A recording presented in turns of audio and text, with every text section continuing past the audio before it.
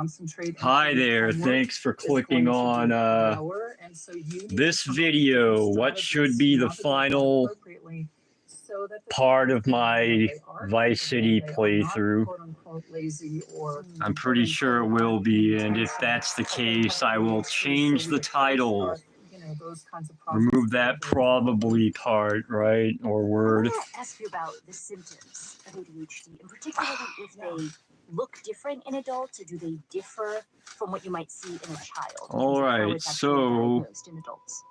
Yeah, absolutely. So childhood the ADHD final part. This let's see. ADHD, the predominant difference that we see is children who are diagnosed. I have with 4 ADHD chopper checkpoints to do. type tend to be more overtly 1 rampage, whereas adults, and then there's 2 missions, and that's it. Knee jiggling or a need to interrupt people so they're not bouncing off the walls that they were in childhood. Adults also learn numerous coping skills so that they look very different in adulthood compared to childhood. Are there specific guidelines for diagnosing ADHD in adults that doctors follow? Loading it up. Yes, absolutely. So people will fill out a screener. They are positive in certain arenas, and that I've got the chopper checkpoint things marked off on the map. It's just an indicator for I further workup. would have done them yesterday, but a medical exam to make sure I couldn't remember where they were. What may be happening, and then history and diagnosis is really history oriented. In other words, you start to ask open-ended questions around patient symptomatology, their experiences in school, their experiences in relationships, particularly when they were younger, and has that been consistent over time into adulthood? The other thing that's really important, because we've all had, arenas where we have difficulty focusing or where we hyper-focus, so we're looking for consistency over time in multiple arenas that rises. First up will be distress and impairment. I want to ask you chopper a little challenges, bit more about relationships and how ADHD might affect your personal relationships. Oh, where's my chopper? When you see this in adulthood, what would it look like in terms of relationships? All right, I'm going to switch out this now. I want my rockets. Impact, I want my cop tour. Because people who are untreated gotta run down the road. ADHD feel like fly to the chopper challenge. That's the goal here. Self-esteem really suffers, and that impacts their social relationships. The other thing that can happen is their behaviors are often, I would say, a quote turn off to the people around them. Did I go far enough what's away? happening. So, for example, a spouse might say, my husband or my wife sits at home doing nothing. They can't do the laundry. They can't get anything organized. Oh, no, not what I wanted to do. To a spouse who understands. Whoops, wrong button, I guess. ADHD, and this is how it impacts their day. And these are some strategies. They're gone already. Oh, there he is. I want to ask you about his car went bye-bye. What's up with that? That society seems to have around ADHD at this point. A recent survey from the Ohio State University found that 25% of American adults think that they have undiagnosed ADHD. And the study's authors surmised that part of the reason could be the prevalence of ADHD there it or is. other mental health content on social media. First place to go. Do you have any concerns about increased awareness contributing to overdiagnosis or self-diagnosis in some cases? Right there, all right. I'm not concerned necessarily. I think it's really important for people to be aware, but you don't look at a YouTube and these video chopper checkpoints are easy. You look at those and you say, you don't even have to, you have unlimited time. The other thing that's really important is to go to clinicians who are well versed. The point is to try to beat your time, but you only have to beat the game, do them once. Surveys that you fill out, and here's your diagnosis. So that's whatever, right? That makes sense. I don't know.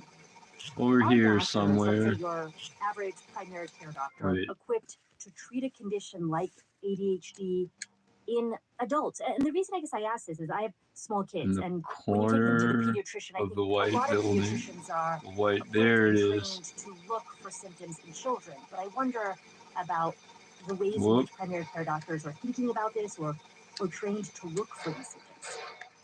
Yeah, yeah. So pediatricians Little are sliding. attuned to ADHD and trained to identify or refer out for further information. Easy time. Primary care docs for adults, very different Testing my scenarios. Some primary skills. care docs do additional training and are very comfortable working with mental health issues, including ADHD. Some are not. And so the recommendation is if you believe your patient might have ADHD and you're not somebody who's comfortable making that diagnosis, you refer to psychiatry for further evaluation or to a psychologist or a neuropsychologist for formal assessments. Isn't this fun? Oh, yeah. Physician population is less trained, less immersed than Whoops. the pediatric physician Pay attention here. just because this is new compared I to our was understanding of ADHD in childhood. sloppy, getting sloppy. I guess it's, I better pay attention here. Slow it down or something. Colorado. Thanks for joining us. Oh, thank you so much. I really appreciate it. It's Here and Now. Here and Now on Maine Public Radio is made Stop possible it. by contributing listeners and by Come on, spin around, camera. offering 3-bedroom single-family homes designed with working-class Mainers and Oh, Maine's really? workforce in mind. HighPinesVillage.com and Bigelow Laboratory for Ocean Sciences. So that's what that stick does with this chopper. And environmental news coverage. Oh, I'm doing horrible. Next time on City Arts and Lectures, Am I smoking yet? Is Ron Chernow. Yeah, it's smoking. Not good. It covers the very colorful life of America's first literary celebrity. That's next time on City Arts and Lectures on this public radio station. Wiggle, wiggle in there between the buildings. That's coming up in just about 9 minutes this afternoon, beginning at 2, right here on listener-supported Maine Public Radio. Oh, yeah. Very precarious here. From the listeners of WBUR Boston and from Road Scholar, celebrating 50 years of transformative learning adventures for adults Steady. in over 100 countries. I think it's almost over, right? /explore. And the Boston Symphony Orchestra, featuring the Boston Where are Brass, you, stinking celebrating lizard? America's birthday with their 4th of July fireworks spectacular. Where'd it go? Up? And partnering with MeetBoston.com. Their season schedule is down. at bostonpops.org. I don't see it. It's Here and Now.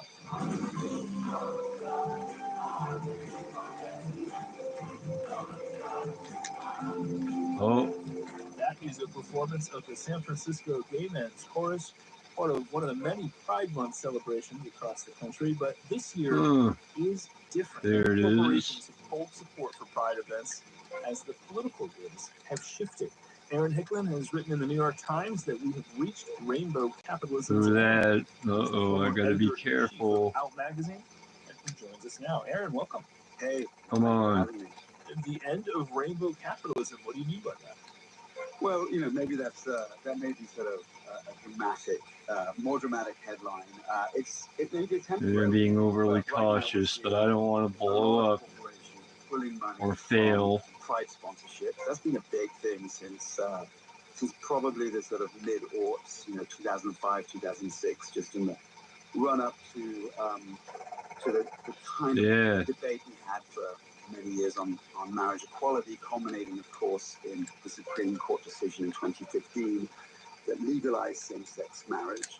And around that time, there was just a lot of money being spent on LGBTQ causes. Most prominent among those were Pride marches. Corporations wanted to be seen there, wanted their logos in New York, in San Francisco, in Chicago.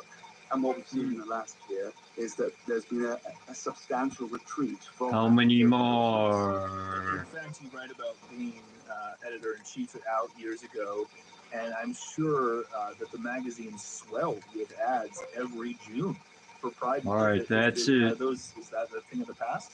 Whoop. I'm afraid I think it is. Yay!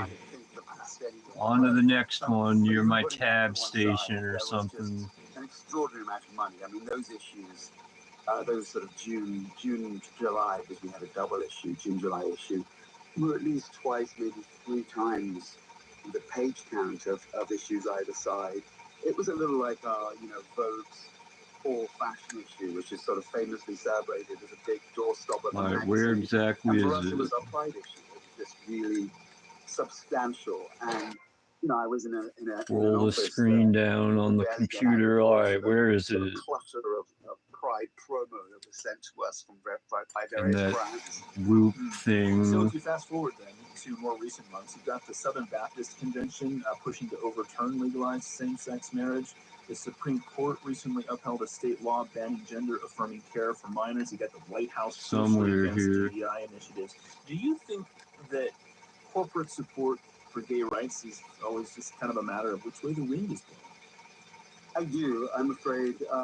You know, there was a period when money talked. Where is it? For us, let's say, corporations discovered that they were fluent in rainbow, and you know, after that initial over the fell ruling that gave Is us it not spawning? and shows like Will and Grace that were so successful, these companies were sort of lining up to show where they stood. All right, was, face north here.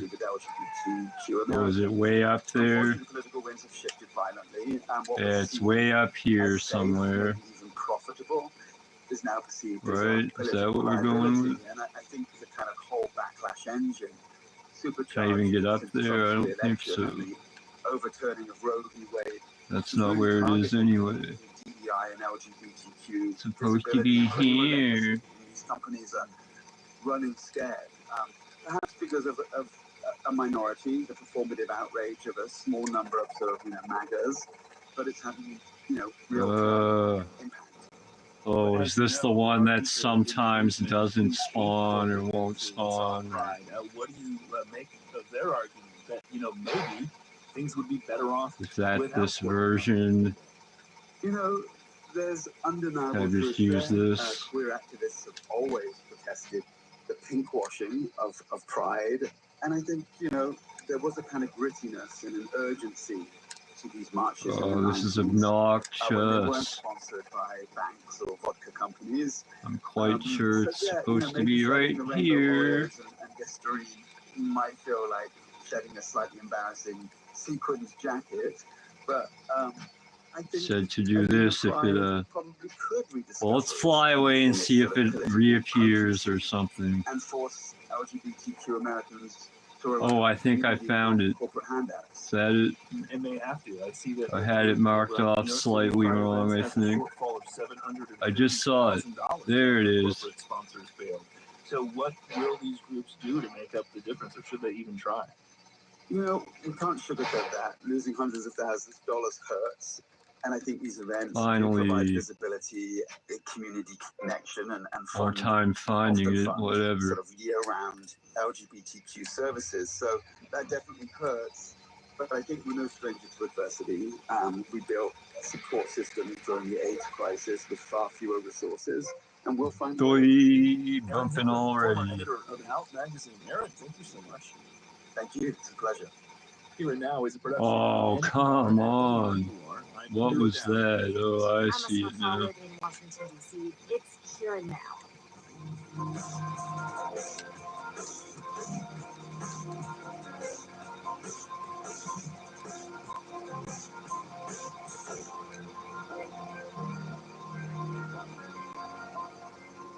Funding for Here and Now comes from the listeners of WBUR Boston and from the Music Emporium, guitar sellers for more than 55 years, celebrating the enduring presence of music made on the front porch and center stage.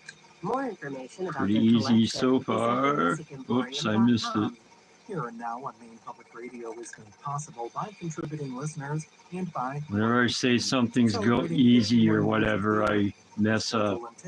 I shouldn't say such things, huh? Remote part of Kazakhstan, a pair of underground mosques has become a destination for Kazakh Muslims on pilgrimages. It's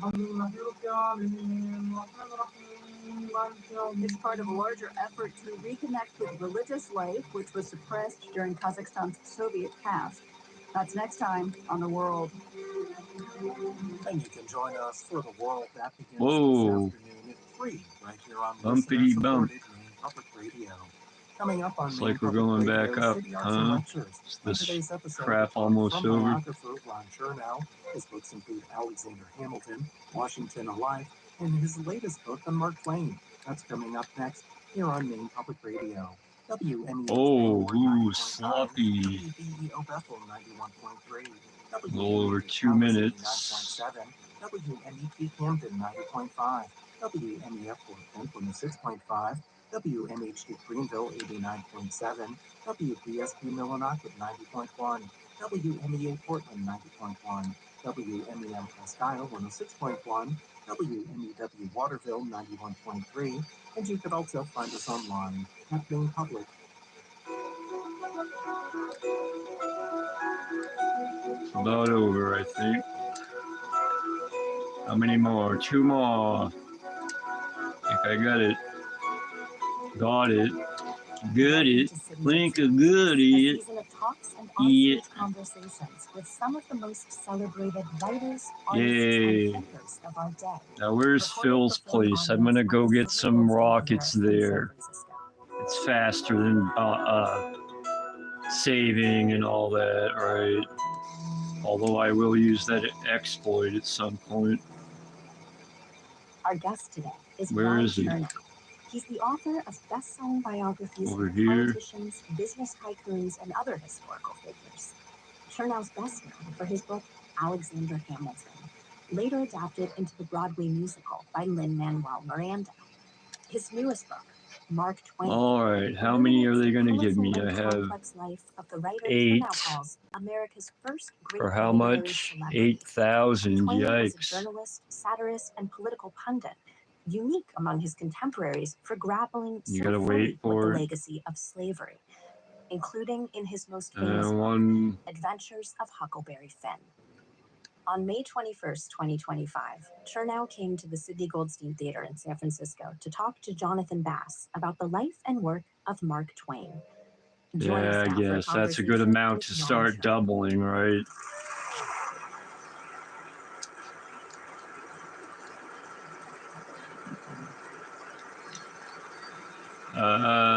Might as well spend that money, right? Ron, good evening. Pleasure to be here Get with some you. cash, make up for that. Let's talk about first Mr. Clemens before we talk about Mr. Twain, because obviously not only is he child father to man, but in this case, more money. Sam Clemens becomes both instantly and gradually Mark Twain. Talk a bit about where he comes from geographically and ideologically. Totally unnecessary, but I'm going to do it anyway. Get all kinds of money. Into Mark Twain. Well, one of the challenges writing the Mark Twain is that he wrote so entertainingly, so wittily about his own life that I was kind of, matching your style against his. Okay. Oh yeah, they stole this one. I gotta truth a little bit if you like do a mission.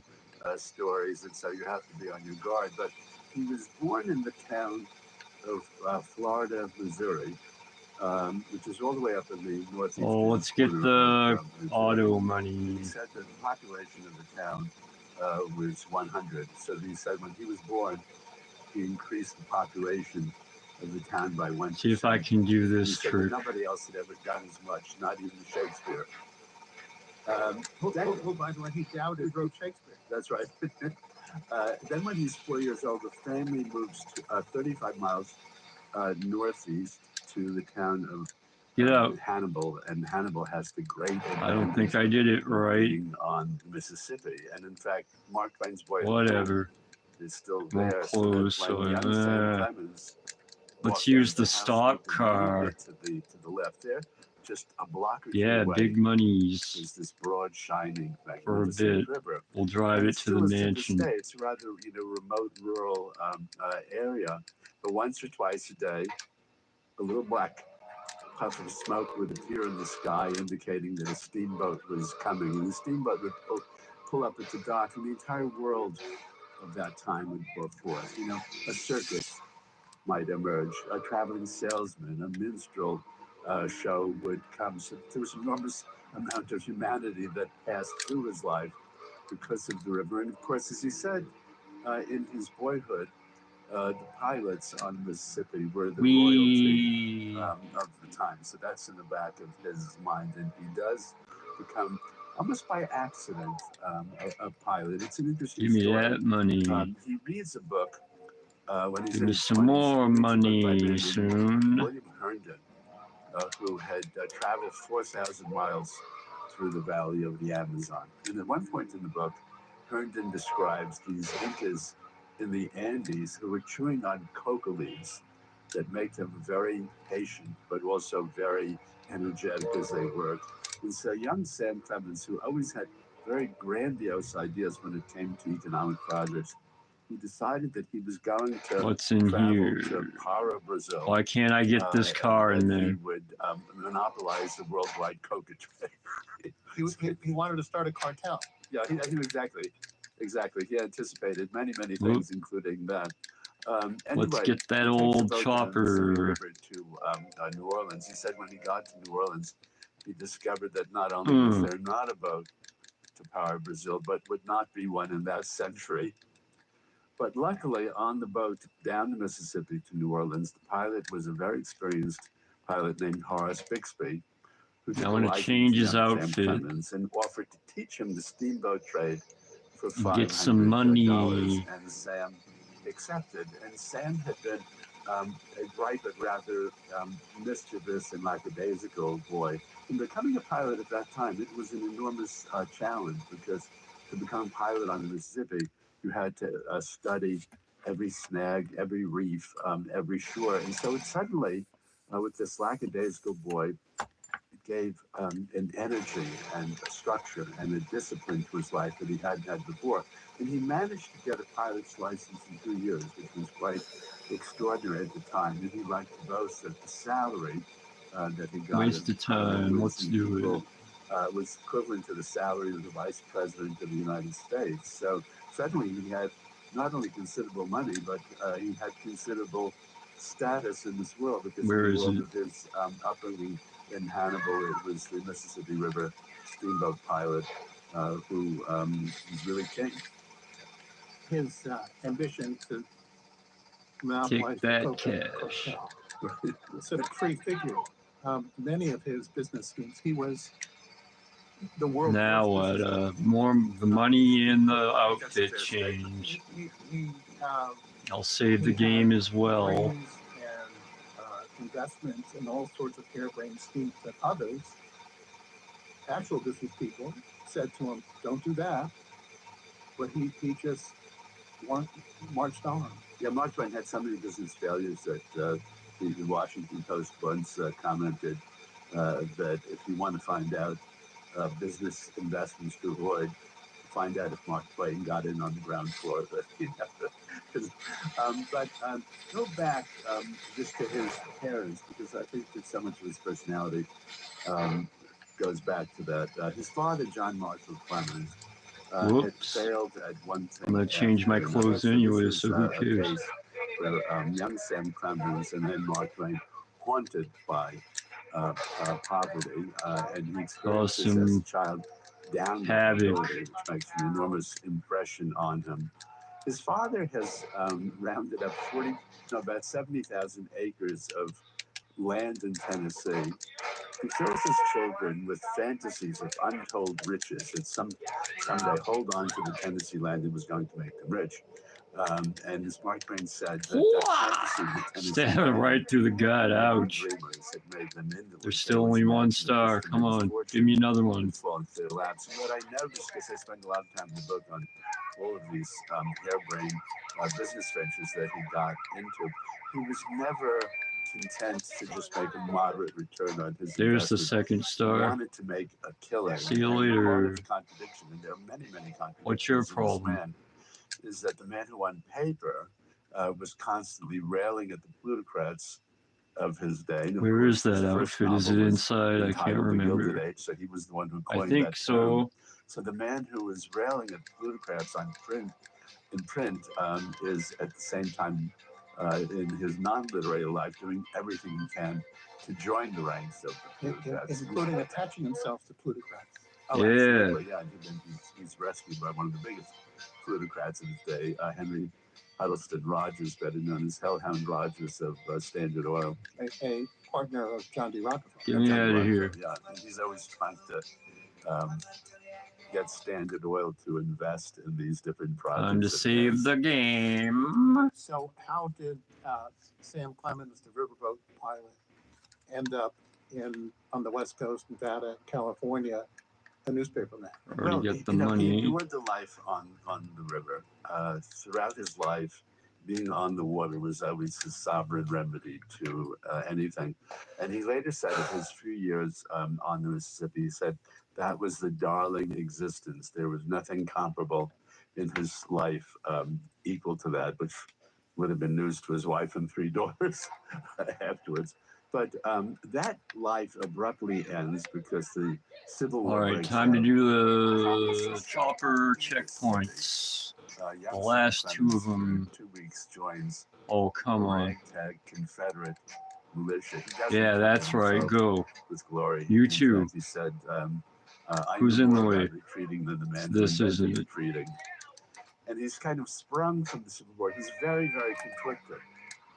He was not in favor of secession at that point. He was not necessarily opposed to slavery either. His family owns things. Yeah, What? He was born into a slave-owning family in a slave-owning this town crap. in the slave-owning Come on, what's state the...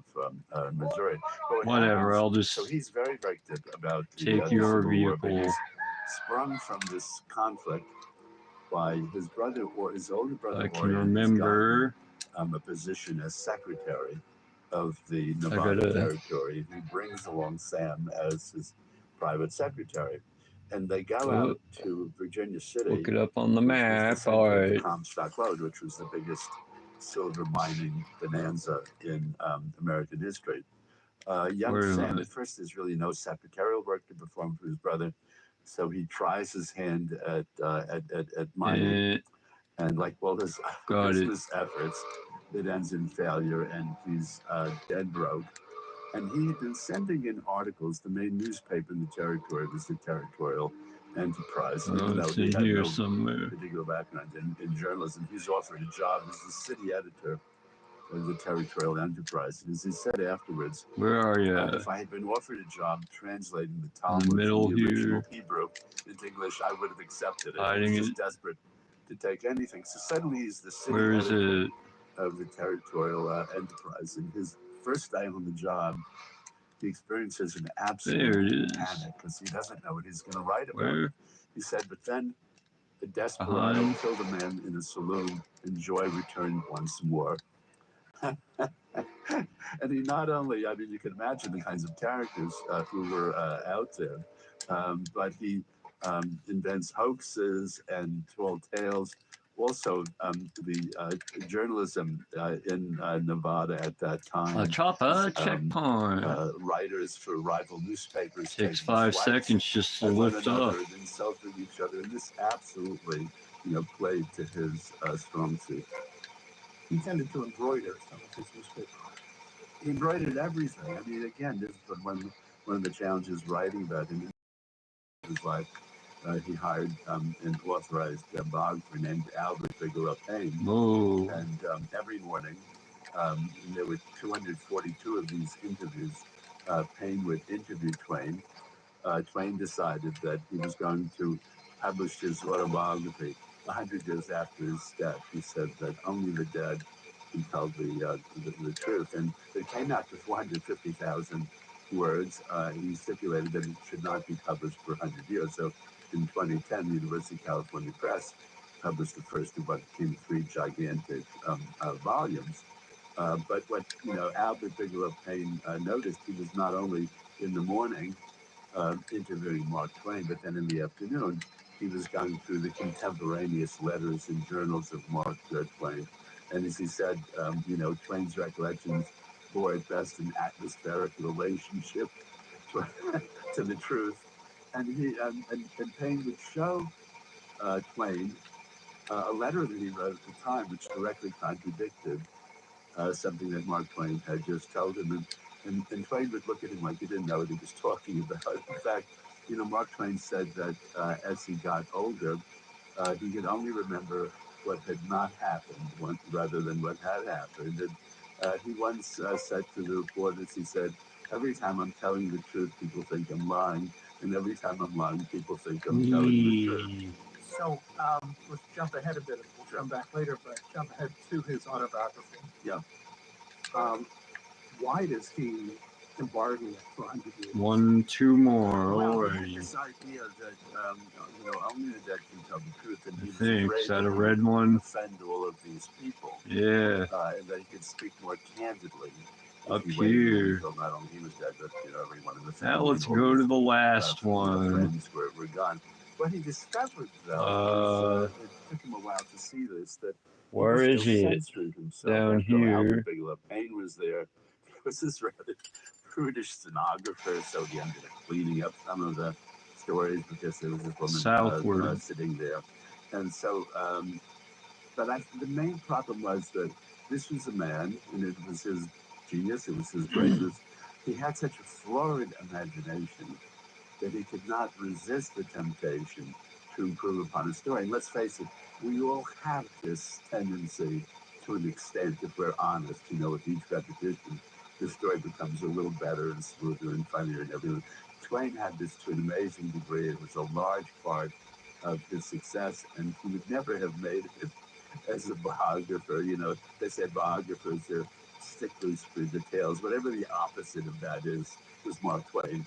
Somewhere around here. There it is.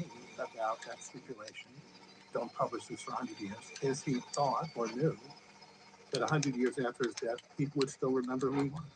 Yeah, that's exactly right. That's a very good point, Jonathan. That Mark Twain was not a man with blow it up with the sword. We tend to think of him as the quintessential American. I found this line in one of his journals where he says, "I am not an American, I am the American." And had an arrogant statement to make, but I think true. There is a way. Yeah, look at that. This man in his person set it off. Combines both the best. This is worth the time, right? Culture. He has the irreverence for people and sympathy for the underdog. He has qualities that we like to think of as characters. All right, hold on. But he also has the money madness to extreme extent, and this is all compressed in this one man. He was once asked how he knew so much about human nature, and he said, well, all I had to do was study myself. He had a strong belief that each of us carried around within ourselves all of the human possibilities. So he was manifesting Walt Whitman. Very much so, yeah. So let's come back to, since we're in San Francisco, let's come back to his the period of his life when he was living here. Not a life of luxury by any means. What was he doing in San Francisco, and how did he escape? In San Francisco, his first job on a newspaper called The Morning Call, and he was a reporter, and they really ran him ragged. He said that in the morning he had to cover the police courts. Believe it or not, he was not only covering the police courts, he was simultaneously the theater critic. And he said that every night he would have to go to 5 or 6 different theaters, and he would sit through the play or the opera, whatever it was, for 5 or 10 minutes. Then he would go on to the to the next theater. And Mark Twain was not somebody who functioned well in a highly structured. Was he now Mark Twain? Well, okay, good question. He adopted the Mark Twain pen name while he was in Nevada. So, where it comes from. You go back. And he went back to his steamboat days. Mark Twain means 12 feet. That was the kind of this window, isn't looking too good. So, yes, he is. What the hell? I'm like stuck. And the name increasingly sticks. Dude, I'm like stuck, dude. As the research went on, was that come on. Pen name, but then you could see that this one I might fail, huh? Letters to him, dear Mark, not dear Sam, and that he signs the letters to them, Mark, with his wife. He always stuck with Samuel, and she didn't call him Mark. So they called him me. She called him you, which is very interesting. she meant that, yes, her letters would always start, dear youth. And it was an expression of a kind of affectionate tolerance for his foibles, that there was this eternally boyish, incorrigible side to his nature. If she had not been tolerant of his foibles, that marriage would not have been. Oh my God, yeah, this was kind of a, it was a very happy marriage. Although she was kind of long-suffering. Oh, almost there. Ways, they meet. She was from Elmira. Be very careful here. Her father, Jervis Langdon, had made a fortune from coal and timber and railroads. He sold all the coal to the locomotives that powered the New York Central locomotives for the Vanderbilts. She was a very frail, really an invalid when she was a teenager, and so suddenly Mark Twain blows into their life because Mark Twain. It took about 3 minutes, huh? 250. The basis of this first book, The Innocence of All right, now I'm going to do something sort of boring for a bit. Before I do the last 2 missions, I'm going to go to that rampage and get double up on some of my weapons. I'm going to save the rampage for last. So after I beat the game mission-wise, I'll do that rampage and celebrate 100% by going on a rampage of my own, right? Oops, did I go too far? No. Because prior to that time, his life is very footloose. It's kind of Oh, I should have grabbed a motorcycle. I'm going to grab a motorcycle. They're rooted and there is stability, and he absolutely. So I can and although he was do very stoppies. of her, she at first resisted, but then surrendered to his charms, such as they worked. And well, he had, one great. I think I got one in here. Got one in here, maybe. If that's even the right. You can imagine that suddenly he was. Oh, wrong save point. Tornado sweeping through her life, and so she was a little apprehensive about him. And so wasting a time. At his disposal of his words, his Manitoba language. So he wrote really 200 letters, and they're quite long and they're very passionate. And she actually would number the letters, so she kept all of them. Where is it? Oh, there's no motorcycle. Yeah, there is. Well, he overcame her resistance, but then had to get her father's permission. And if I may just refer to what I think is a charming section in your book. I thought he could pull up. I guess I'm totally wrong. Mark Twain, Samuel Clemens, to provide some letters. It's a San Andreas thing. And so this is not an easy thing for Twain. So he contacts several of his friends, associates, people he knew in San Francisco. Whoop, wrong they vehicle. Write back the most scathing letters. If these were letters of recommendation, shut up, you dumb crap. Never been hired. And we'll mess you up Libby's real father good. Sees these letters, and he says to Twain, "What kind of people are these?" He asks Twain. "Haven't you a friend in the world?" Oh, they're gonna take my sword away, but I'll deal with it. Langdon, the father, says, "I'll be your friend myself. Take the girl. I know you're better than they do," which is a remarkable thing for the father, who's very protective of his daughter. $36. Turns out to have been good judgment, but not something expected of someone in his position. It was a great act of foresight on his part. It would have been very easy to say this would just be too much of a gamble. Oh, wow. Again, she was not only physically very frail, she was an heiress. And Mark Twain, I don't think Mark Twain married her for her money. It was a true love match. On the other hand, I also felt strongly that Mark Twain could not have married a poor woman. We all know people like that, they just somehow end up marrying someone who has. Well, he helps make her a poor woman at the end of the day. Yeah, and in fact, with his business investments, one of the big surprises. Always I right. knew before I started the book that he had invested in these failed business ventures, I didn't realize how compulsive this was. He said, I have to speculate, such being my nature.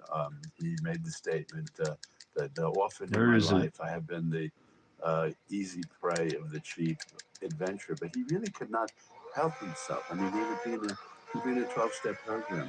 He had to, because he loses money. In fact, the big money-losing ventures, probably know, is something called a page composite. It was a typesetting machine that he thought would revolutionize the newspaper industry, that it would go from kind of, printer setting type by hand to setting it by a machine. He was convinced that the page. All right, time to do some boring stuff here. Every single newspaper in the world. You can see in his notebook, he's totaling up the What am I going to double up first? Times the cost of buying or renting the machine, and he would become one of the richest people in the world. And the man who was the inventor, who was very seductive for Twain, was a man named James W. Page from Rochester. And Twain said that when he first met Page, he said that Page was the Shakespeare of mechanical invention. He said that Page was so persuasive that he could convince a fish to come up out of the water and take a stroll with him. Here's this silver-tongued guy. Well, when the machine is overtaken, the idea of revolutionizing the business through these mechanical printing devices was an accurate one, but there was one machine that was perhaps less sophisticated but more reliable, developed by a man named Mergenthaler. That became the industry standard, not the Page. But Twain put so much money, millions and millions of dollars in contemporary money into this machine. And not only did he squander his own fortune from book royalties and lecture fees, but he squandered Libby's inheritance.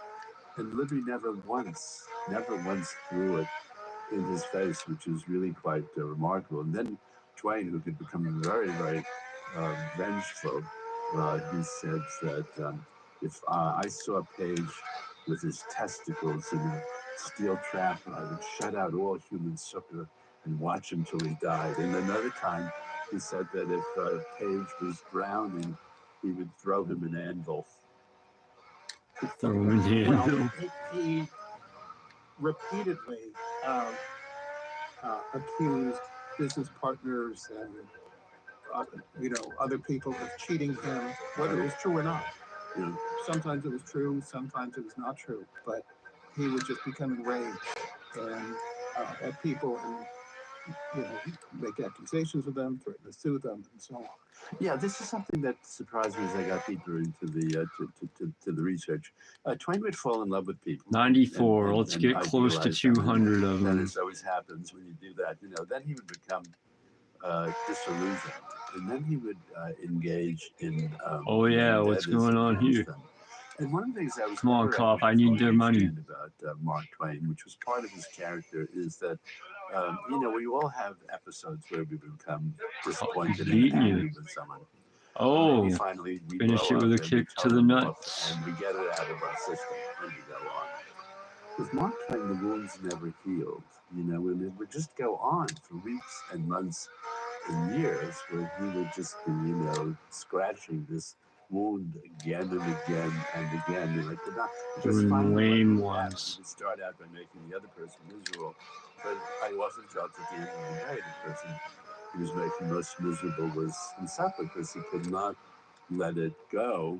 And he met him in San Francisco, Bret Harte, because they were both young writers. But Bret Harte, even though they were not that far apart in age, Bret Harte was already a celebrated writer, which Twain was not.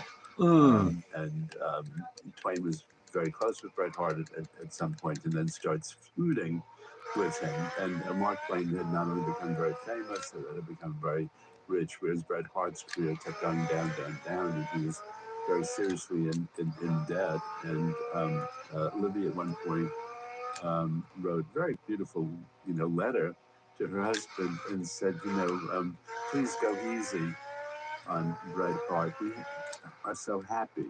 We have had such good fortune, and hasn't, you can be a little bit more charitable. You're listening to Ron Chernow in conversation with Jonathan Bass. This is City Arts and Lectures.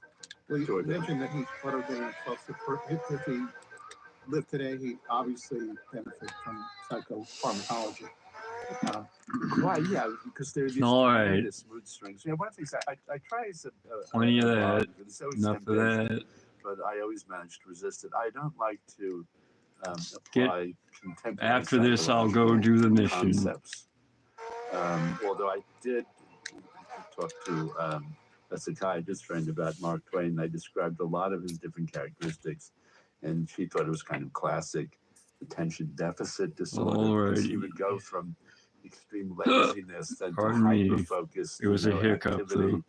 He was he was very lazy. He was very disorganized. Again, it's interesting. Before he meets Livy, people would describe going to Mark Twain's room and just be, you know, this chaotic mess. There would be papers everywhere and corncob pipes and cigars, and he would just live in the middle of this kind of mad chaos. After Livy, of course, she has taken his life, you know, in charge, and so the extreme mood swings of any therapist would have a field day with Mark Twain, although it is absolutely impossible. If I should have imagined they should give you money for riding walls. To imagine Mark Twain lying on the analytic couch, you know, and taking advice from anyone. Of course, you know, when you write about these geniuses, you realize that their strengths are so closely aligned with their weaknesses. You know, would we really have wanted to cure Mark Twain? Did you ask your psychiatrist friend about the angel thing? I need armor. No, we didn't. But I'll talk a little bit about the angelfish. Okay, so as mentioned, Yes, I can head where I want to go now. I'm gonna get my sword back first. Womanizing, he was absolutely faithful and loyal to her and devoted to her, and so she dies in 1904. So it's about 6 years before he dies.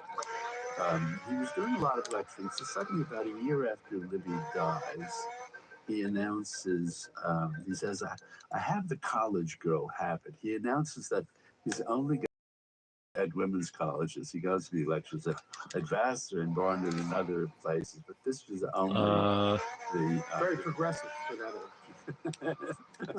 What was I going to do? Go to the mall. A trip to the mall before I take care of business, right? Teenage girls. And he collects a dozen teenage girls between the ages of 10 and 16, and he calls them his angelfish. They become members of his aquarium club. He's the admiral of the aquarium club. I know all this sounds crazy. And the only male member. He's the only male member. And actually, I found that it was the third organization that he'd created in his lifetime of all women, and he was the only male member. When he was living in Hartford, and again, it's in that stinking cafe. He started something called the Saturday Morning Club. These were young women, like 16 to 20. People would come and present essays. They would debate. It was actually a very nice idea, and encouraged these, you know, women to read and debate. Then, when I can't get in there. Heart failure, and he was, in spite of their great love. I want my sword. It's in there. The doctors considered him such an upsetting presence. Let me back in there. Life that he's banned from seeing her. And the only way that they communicate is that he's... Where's another sword? I want a sword, damn it. They're sort of beautiful tender notes that they're exchanging. And then, after a while... They were not... Why would they do this to me? No. And with the angelfish... whatever, what a waste of time. His final home was in Reading, Connecticut, and his billiard room, that became the headquarters of the aquarium club. And he spent an enormous amount of time with these teenage girls. Now, I have to say fairness and accuracy, he was never accused of any kind of predatory behavior. Not one of the girls ever said that he tried to grope them. In fact, he was very proud of it. Where the posed hell? With the girls for, you know, the reporters. He almost kind of flaunted it. Let me out of here. He would engage. Whatever, I don't care. Just let me out. in this. So that's kind of, but the amount of time where spent am I? was really peculiar and disturbing because he still had two of his three daughters who were still alive. He's spending. They felt displaced. Huh? They felt displaced. They felt displaced and took What do we it have for as cars? a rebuke. Because he Anything a said, little faster? Yeah. in explaining the angelfish phenomenon, he said, All right, off to the print store, grandfather shop, whatever. longings, but no grandchildren. Well, you can imagine how the two daughters, felt about Oh, that. get out of And, here. it was, they felt it as a rebuke that they were I'll not take paying the enough chopper attention, there. to him. The sad part of the story is, and this is kind of a spoiler alert, the youngest daughter, Jean, had epilepsy. It's a big part of the story because it's a whole 5-year period where, Sam and Libby's life really revolved around Jean's illness, and they go from doctor to doctor trying to find some cure. Anyway, during the whole angelfish episode, there was an 18-month period because at first Mark Twain was living in Greenwich Village in New York. And Jean is in a sanitarium in Westchester, and just by train about an hour north of New York.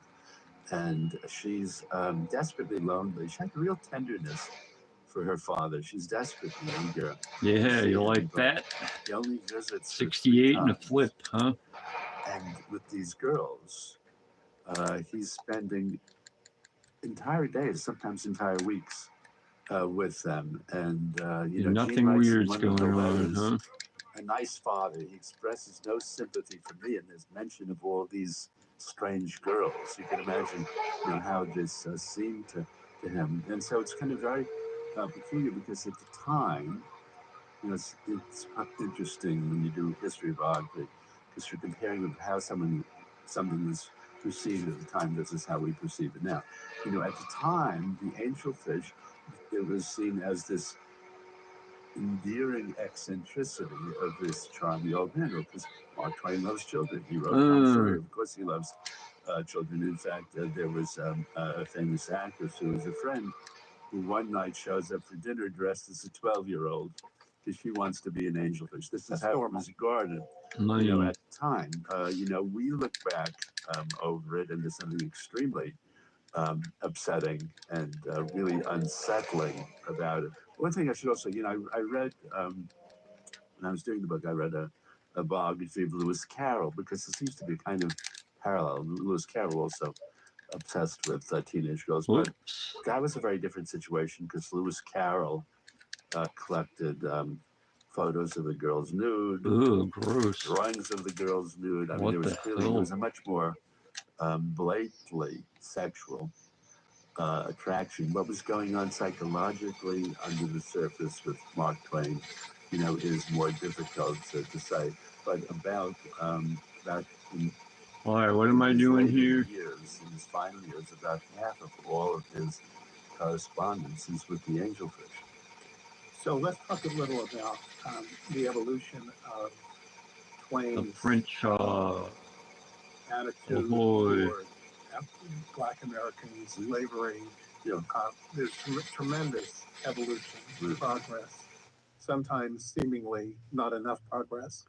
But talk about how that through line of his life. Yeah, I mean, kind of when he's a teenager, he's growing up in town. He said that in terms of the morality of slavery and the Hannibal of his youth, he's a universal stillness, kind of reign in terms of the immorality of it. And he said that, in church, save it up first. Slavery was not only acceptable, it was sacred. As he said, it was the pet of the deity. Wow.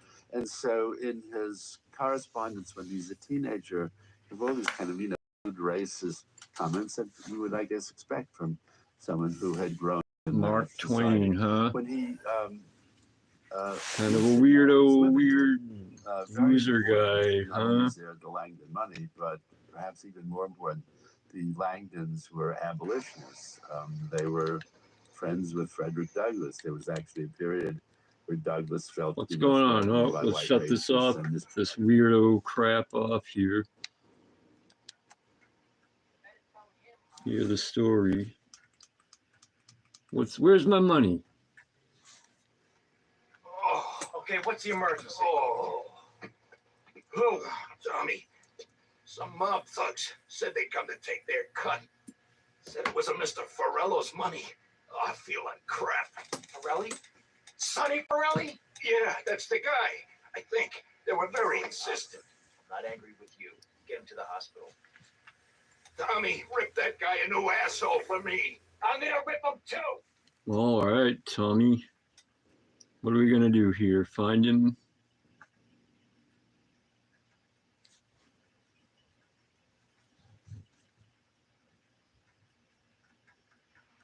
Taking my business, taxing my business is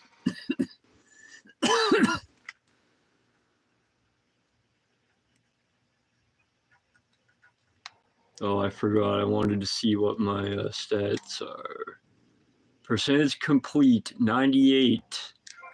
You'll like that?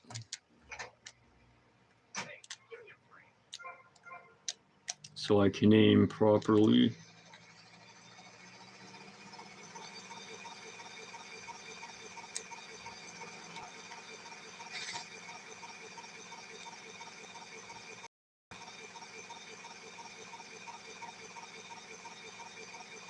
The boatyard.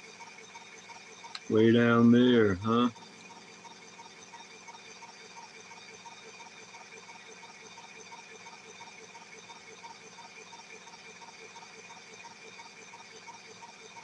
I wonder if this is going to be the way to do it.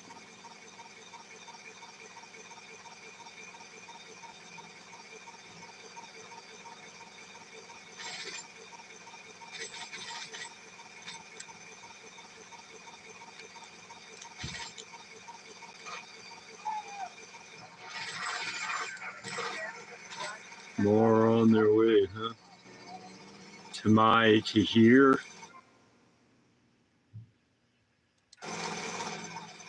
Where are they? Way up there. I'll go get them.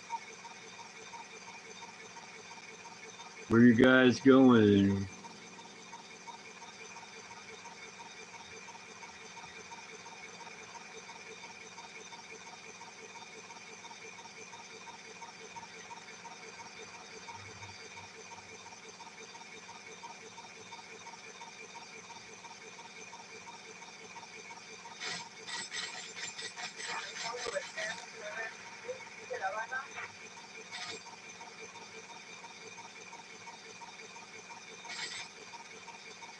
Where are you going? To the auto store?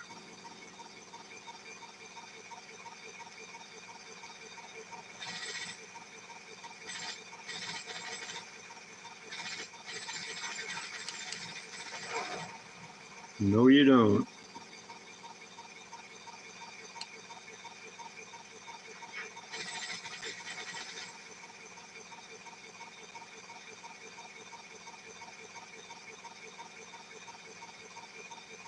How many more of you?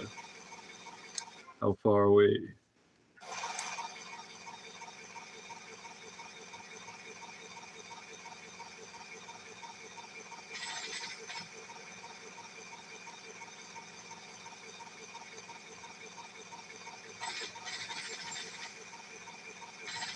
Oh, should have been on the other side of the road.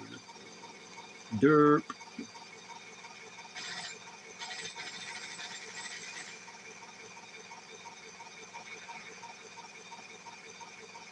Wow, they're fast. Faster than me, apparently. They don't care about the ice cream shop, huh?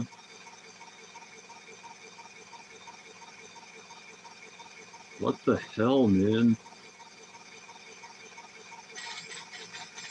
Are they on TCJs?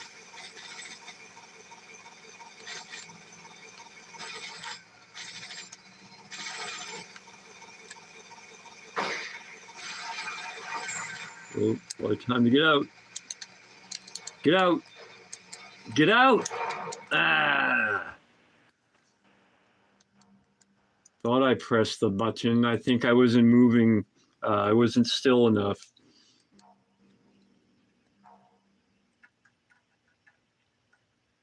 The chopper's cool though. Gonna go get it again. Again. The Sea Sparrow. Let's use this car. Whoops. This isn't the place I thought it was. Derp. It's not the cab place. Duh.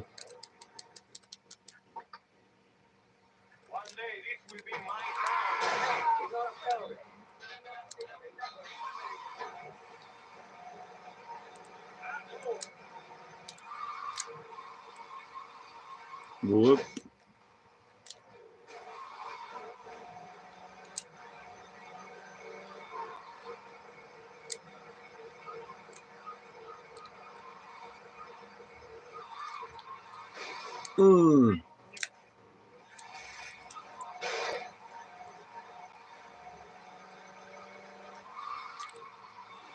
Oh my god. Spinning out. What do we got? Nothing? Oh, it's money. All the way.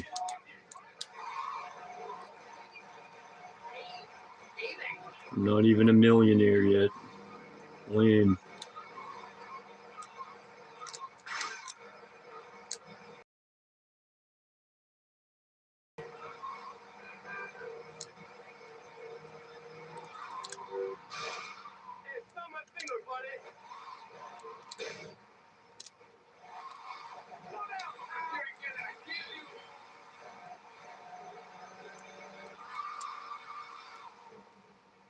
Yeah, helicopter.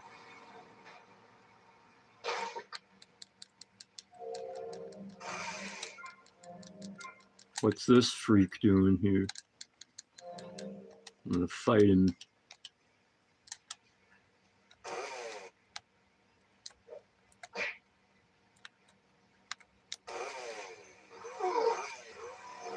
We'll just do that to him, whatever.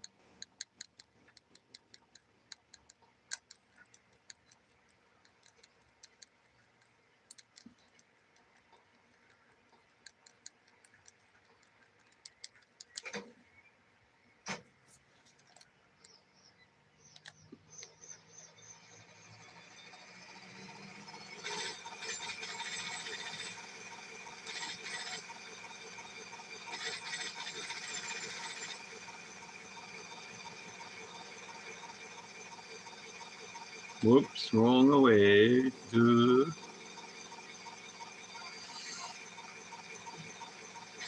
Pull that up.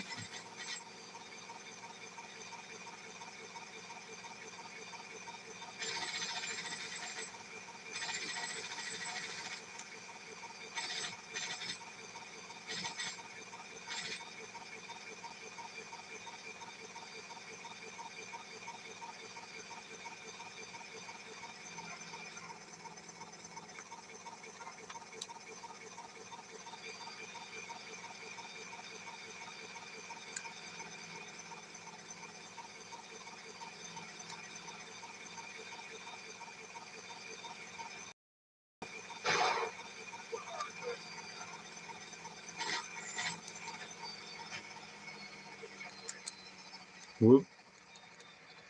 Save it again. Why? I don't know. I picked up some money, right?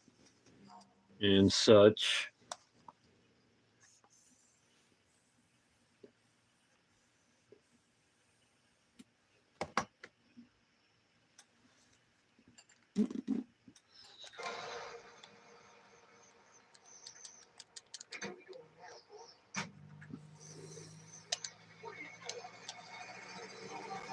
Whoops, I didn't even start the mission.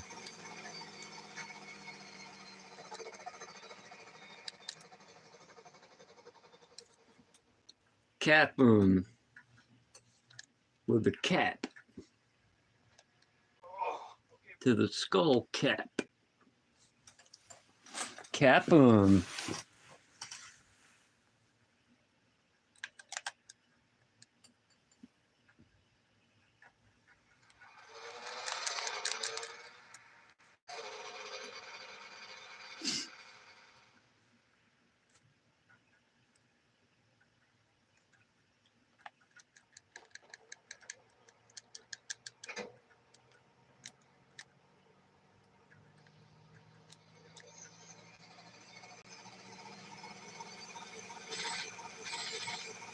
Oh, shooting out a cup. He didn't care.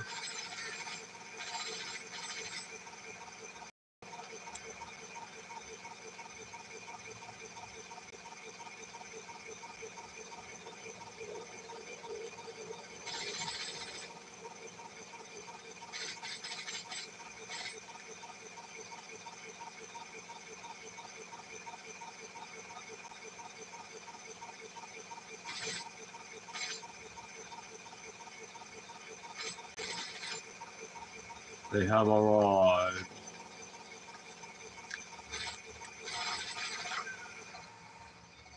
Blasted him.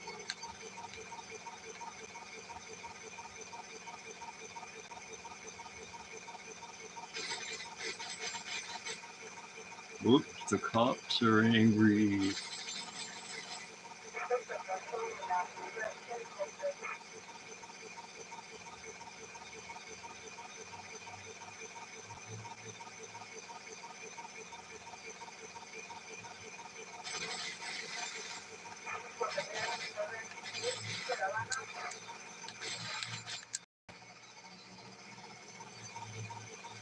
That was sloppy and stupid.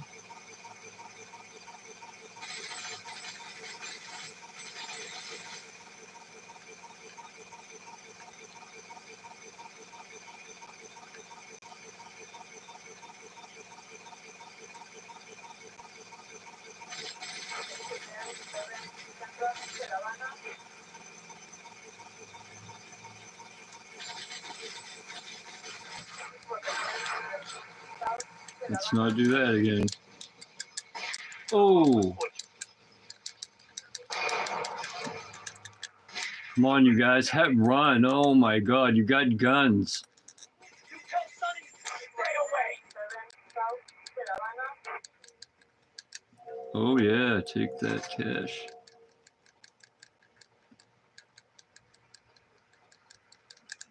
Tell him to stay away, he's dead. The hell? Oh! This car's screwed, isn't it? Alright.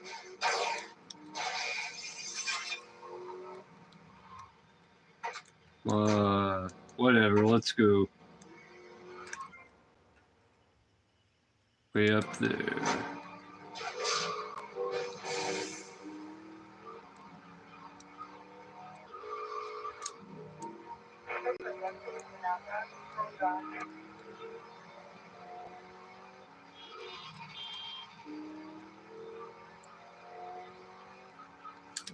Where are you?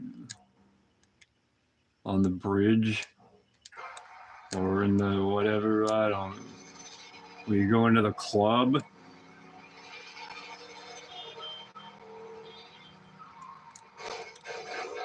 Ooh, bad. I should get a different vehicle, but I'm stupid.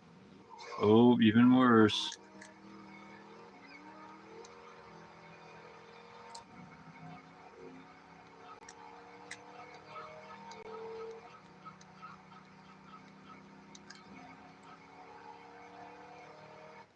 More.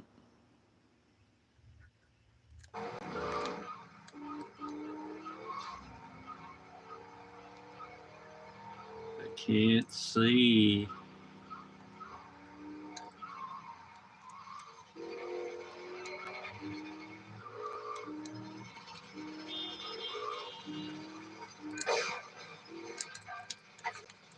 Annoying. No vehicles. Give me that. Oh, whatever.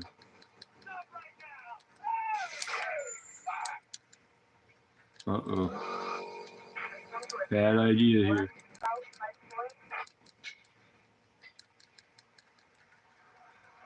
Where are they going? They're not at the club? Did they get away? Or they are at the club?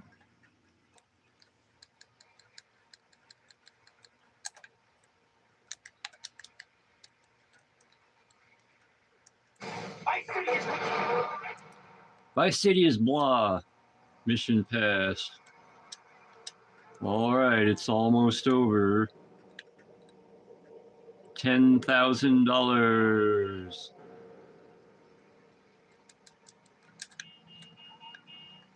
I'm gonna do the last mission, then I'll do that stinking rampage, like I've said multiple times.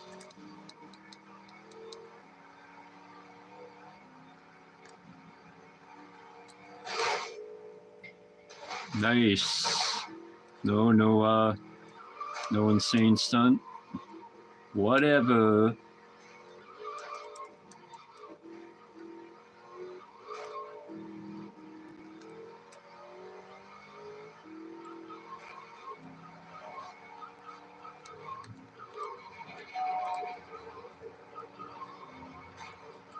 The final mission and the penultimate task I need to do for 100%.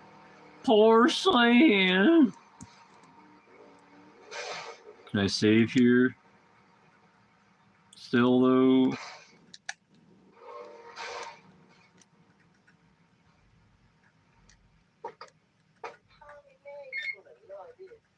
Tommy, it's Lance. We got big problems. Come down here right away. Give me a break. I hate that woman. I never asked your sister out, man.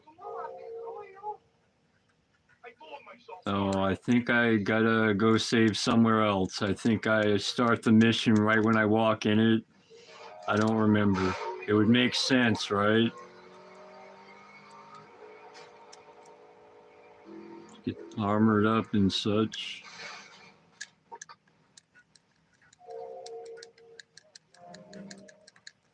Hey, give me a break. Hey, give me that crap. Whatever.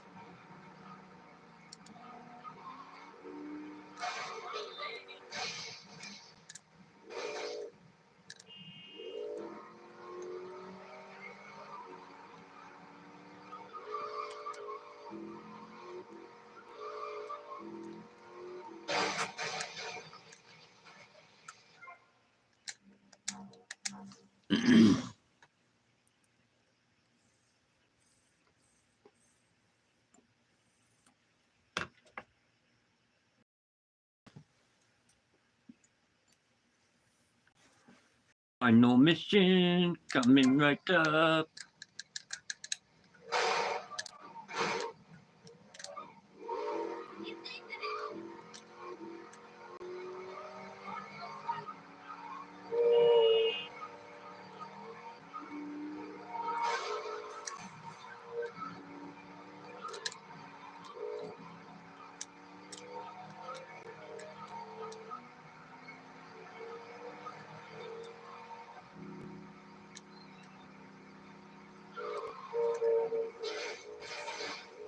Yeah.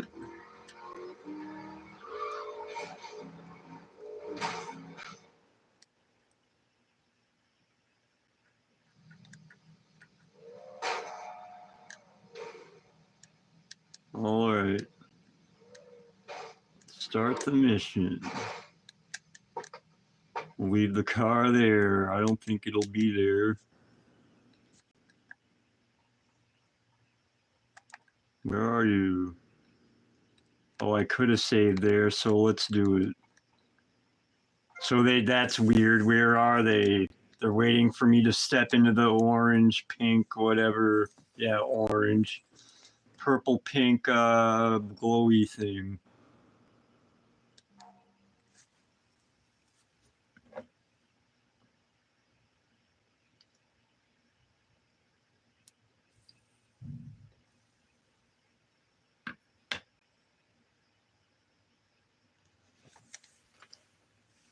$2.59.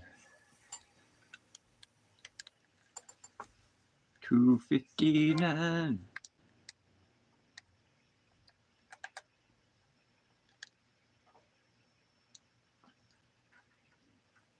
$2.59. What's going on? Tommy. Oh, good. Listen. I like fish. I love fish. I love them as pets in bowls or as food on a plate. But as much as I love them, I don't want to sleep with them, okay? But right now, your Italian brothers are coming from up there to fit me with some cement shoes. And I... Shut up, Ken. Sit down. He's dressed like a maniac. Vance, what the hell's going on? It's your friends up north, Tommy. They ain't too happy you capped their man. They're coming down to see the business today. They took longer than I thought. Guys, we gotta make this final. We gotta leave no doubt that this is my operation. Mine. Ken, you get the first run of counterfeit cash and put 20 mil in briefcases. Lance, you get the guys together.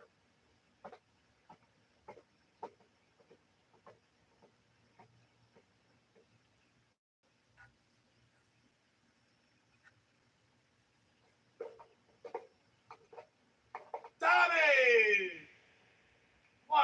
No big hugs for your old buddy? I've had 15 years out of the loop. There he is. Rusty on family etiquette. Oh, he's angry, huh, Tommy? Didn't I say your temper would get you into trouble, huh? Confrontation time. How many was it? 10? No, 11. 3 million. That's how you get to be called the Howard Butcher. You sent me to kill one man. One man. They knew I was coming, son. Tommy, watch your tone. Anyone would think you blame me for that unfortunate set of circumstances. Just take the money. Get the damn cash. I don't even have $1 million. Tommy, I did what I could for you. I pulled strings, called in favors. I was your friend, Tommy. I hoped you'd see sense, see what's good for business. I trusted you, Tommy, and you disappointed me. But at least someone in your chicken shit organization knows how to do business. Isn't that right, Lance? Sorry, Tommy. This is my city. This is business. You sold us out. No, I sold you out, Tommy. I sold you out. The real cash is upstairs in the safe. So, Tommy, what was the big plan? You think I just take the fake cash, save face, and run away with my tail between my Oh, legs? it's fake. No, I just wanted to piss you off before I kill you. Where are they? And suddenly he's not there. Where did he go? Did he just run really fast? And he just stood there? Whatever.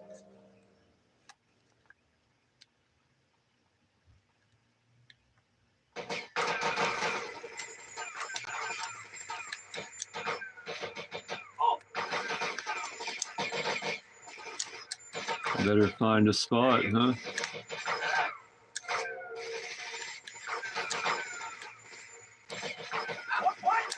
Oh, defend the safe.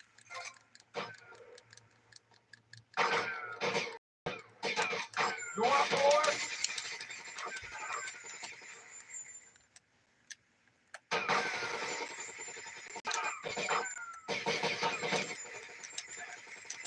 Holy crap.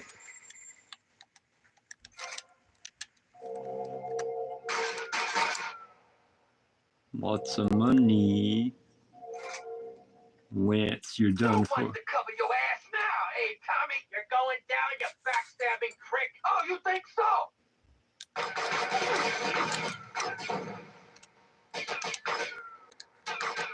Kill Lance the backstabber. That's the end of Lance Vance.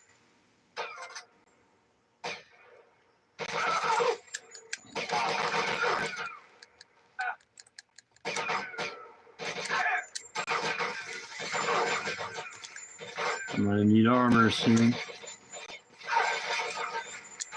Come on. Messing up. Oh, they shredded me. Let's try again. At least I don't have to sit through the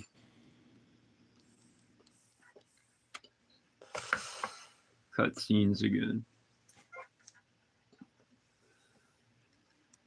Keep a better eye on my armor.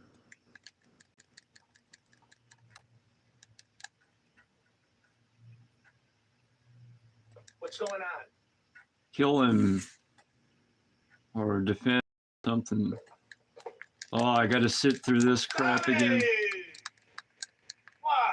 No big hugs for the old buddy? Oh, I didn't have to. Good.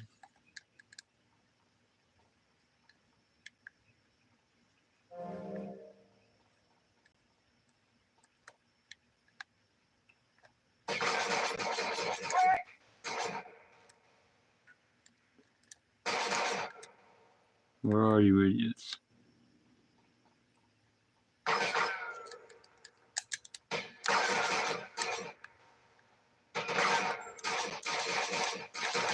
it die, asshole!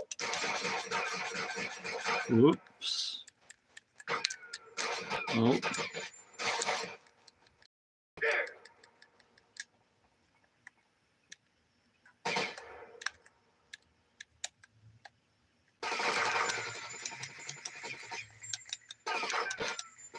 You're out of nowhere, huh?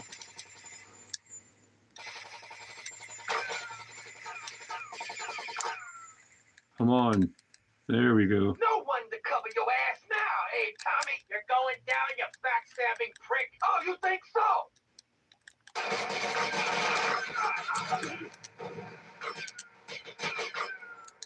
That's the end of him, right? Nope.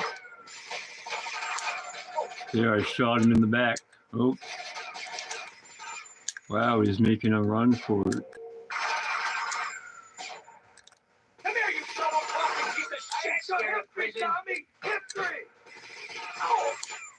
Did he go up? I think I went the wrong way. We still get some armor, right? No, maybe not.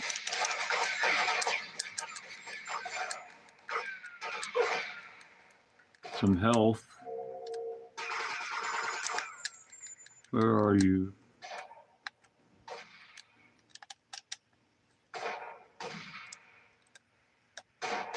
This is the last dance for Lance fans. I said I had enough of that at school. Did I kill him? Where are you?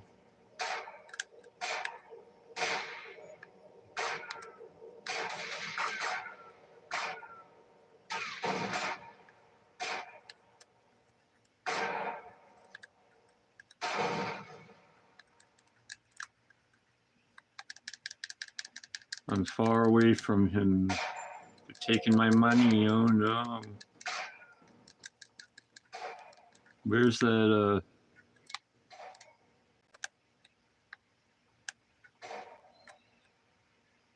my chopper isn't there or here, huh? Whoops.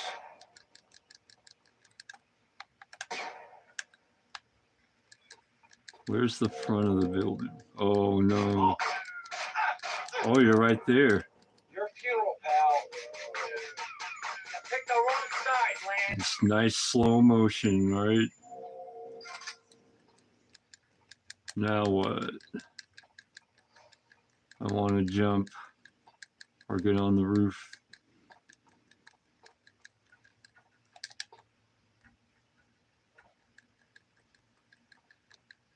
There you go. I can't jump up over there. Come on. Oh, there we go. All right. I'll lose some health, but I'll get my armor.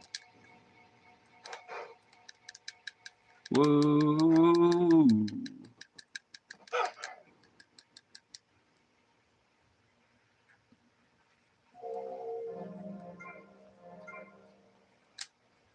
What?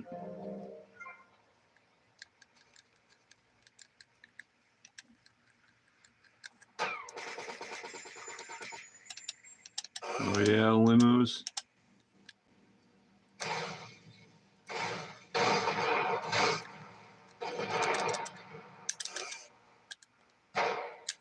Where are they coming from? Oh, that was my guy.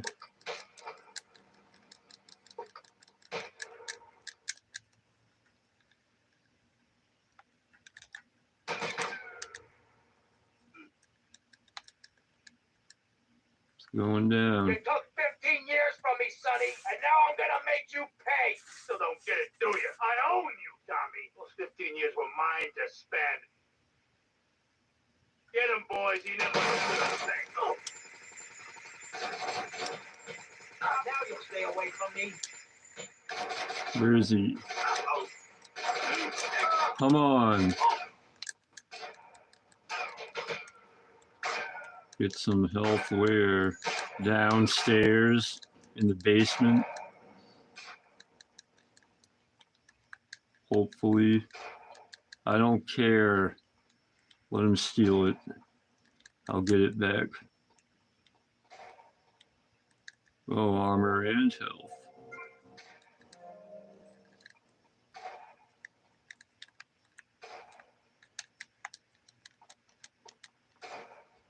Now I'm in the wrong part.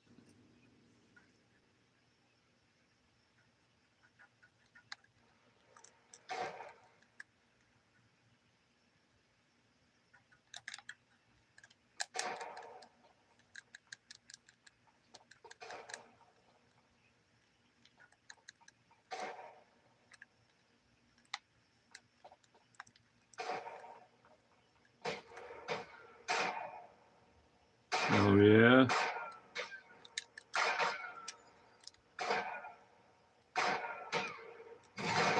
Whoops. I think I knocked him down. No?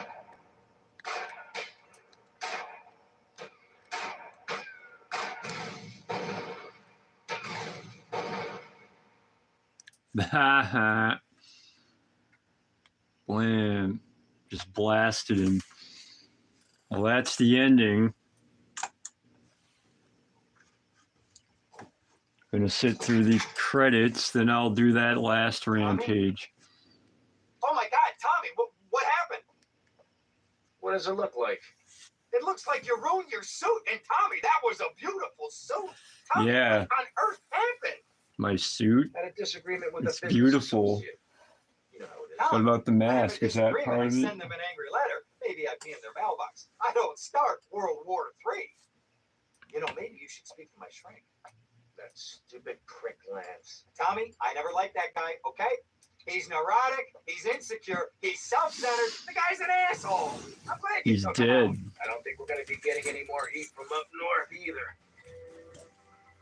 Because there ain't no up north anymore. It's all down south now. Wait, does that mean what I think it means? Tommy, baby! What do you think it means? That we're in charge. I mean, you're in charge. Oh, Tommy! You know, Ken, I think this could be the beginning of a beautiful business relationship.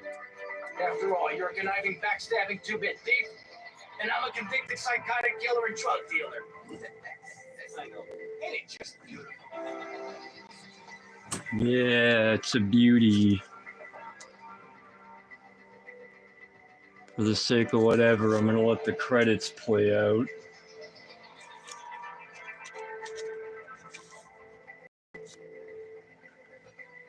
I'm gonna turn it down and play some tunes. New Bomb Turks. Trying to get by in Last Lost Fight 7-inch.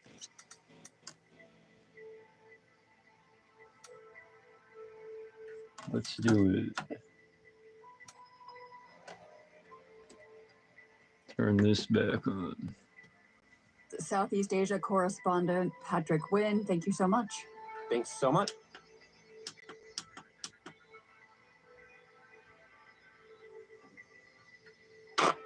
Ugh.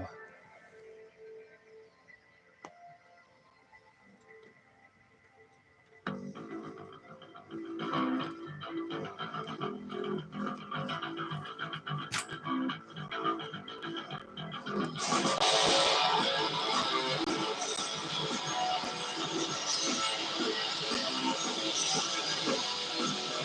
I can never be what I'm not. Don't mean I gotta stop. But when you see what you get, if I found you ain't nothing here. I'll crash low, I'll fight. Just like I used to. Then I'll crash low, I'll fight. Like you, I'm trying to get by. Alright. Alright.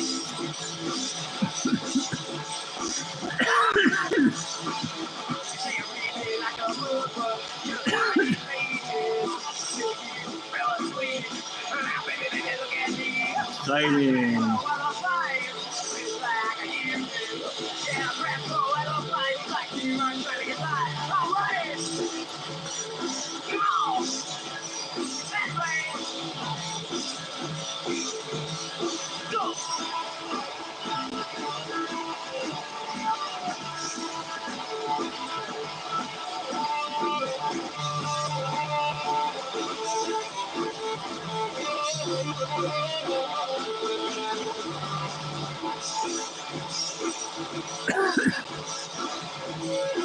Oh my God, long credits. Who are these people?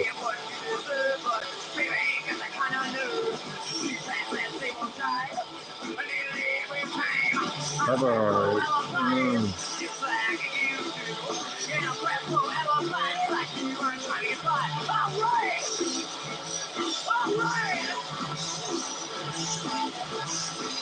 Go, man! Go!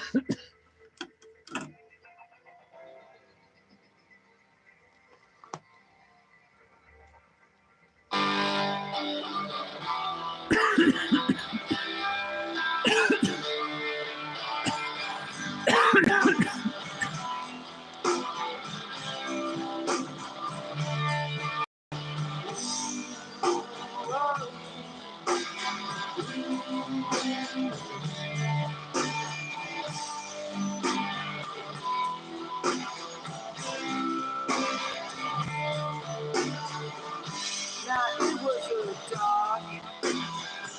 dark, lonely old night. My man was squeezing me. Long credits. We got in a fight. It was about something stupid, nothing big, but I was probably right. And I had to get out of that lonely old night. And I tried to make up mine. Tried to make up mine.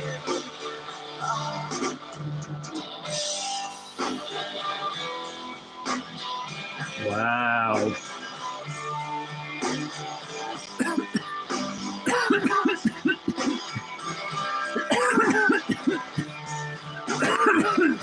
Now as I was walking, my mom started to fly to the time. Special thanks. Well, regular thanks. Did I miss those? Why can't I keep my baby walking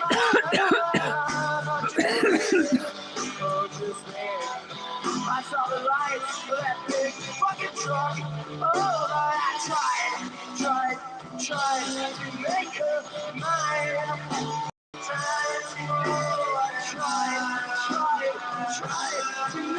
Is that it for credits? 30,000 whoop-de-doo. Pretty lame.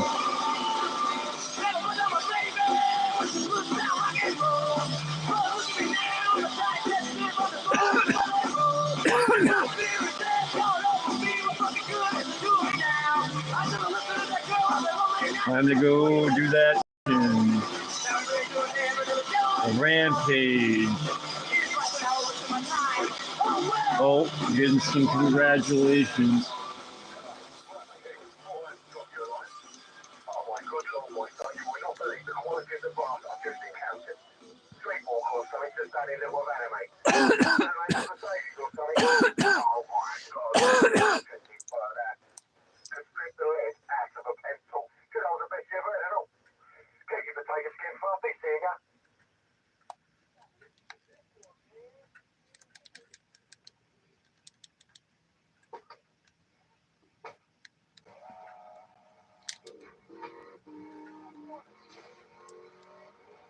See what the crazy radio's got going on.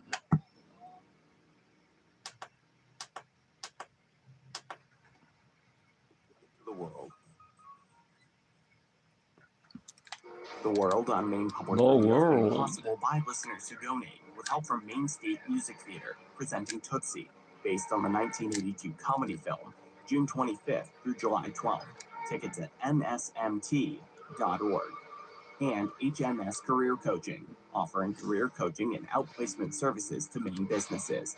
Or at hmscareercoaching.com.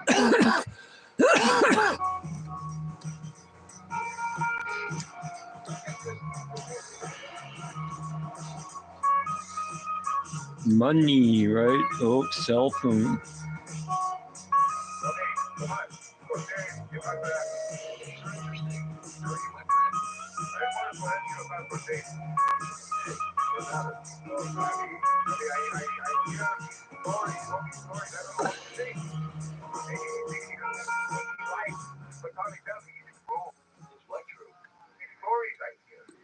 This is The World. I'm Carolyn Beeler.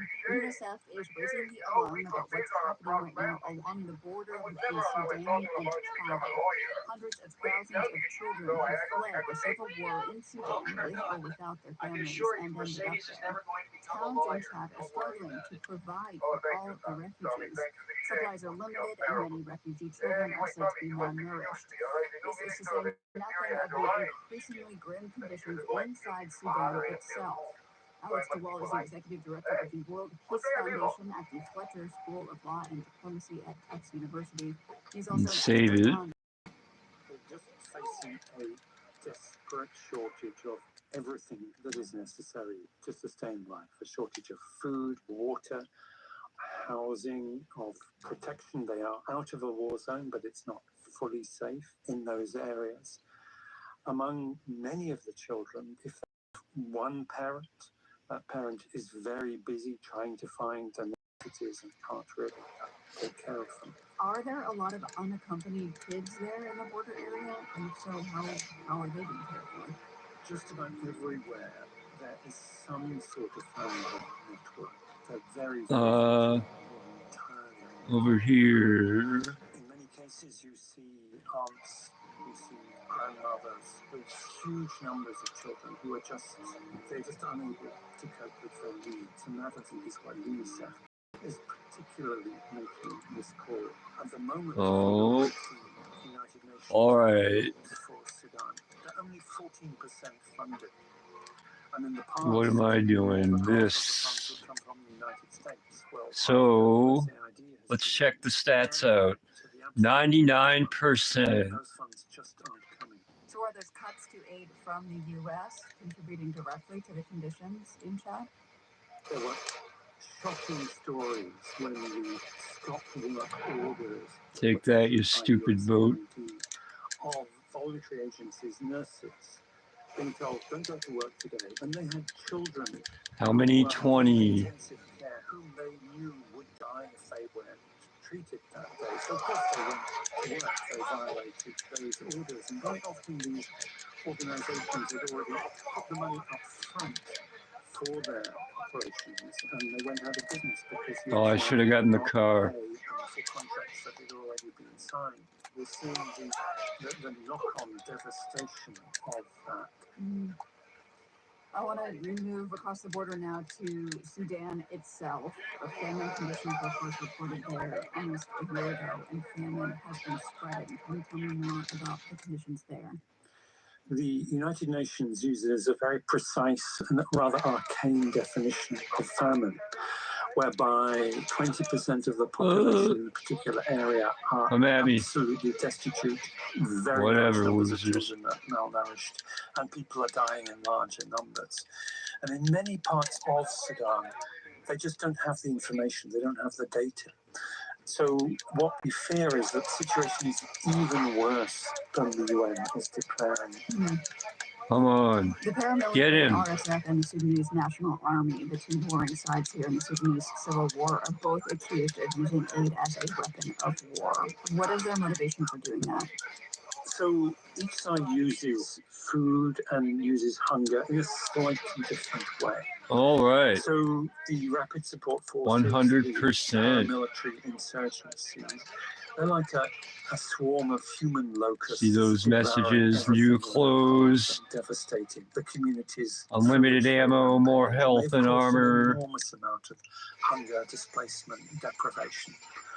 On its side, the Sudan army, because it's recognized by the United Nations as the legitimate government, has a sort of veto power over UN agencies, where they can go, what they can do, even though it doesn't. All right, let's go put on those new clothes and save the game, and I'll go on a final chaos spree here. It's basically complied with their orders for not feeding places.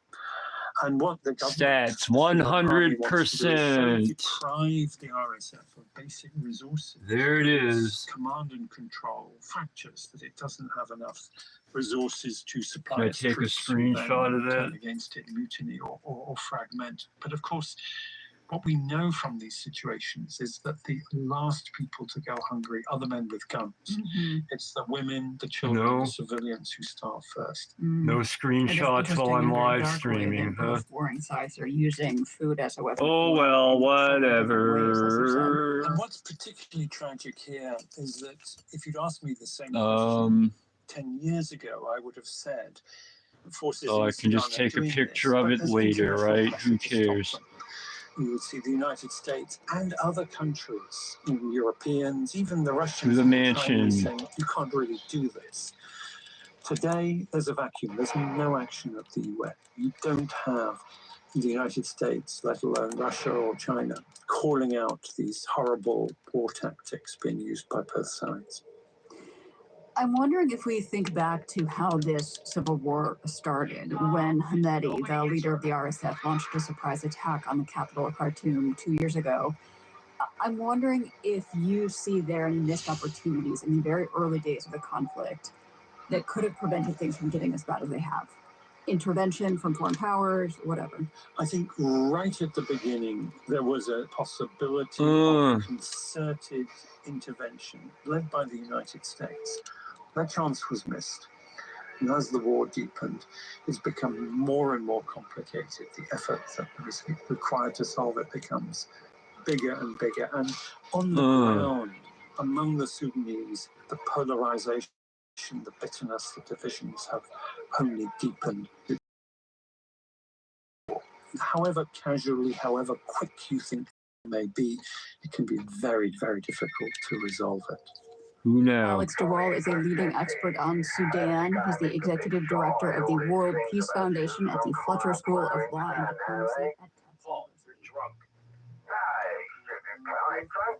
I had a couple of drinks. I've been a bit of a kind of bone, you know. Anyway, don't give me that. I am. Don't say no. Hey, that's really. That don't. I introduced you to people. I'll show you through the ropes.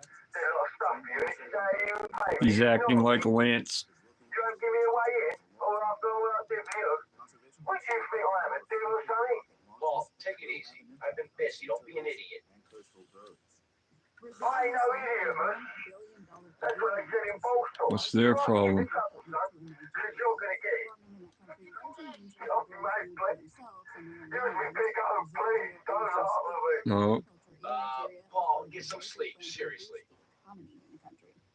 In Greece, wildfires broke out south of Athens today. Local officials issued Where's my clothing? shut down parts of roads leading to the city. Greece is seeing its first heat wave of the summer.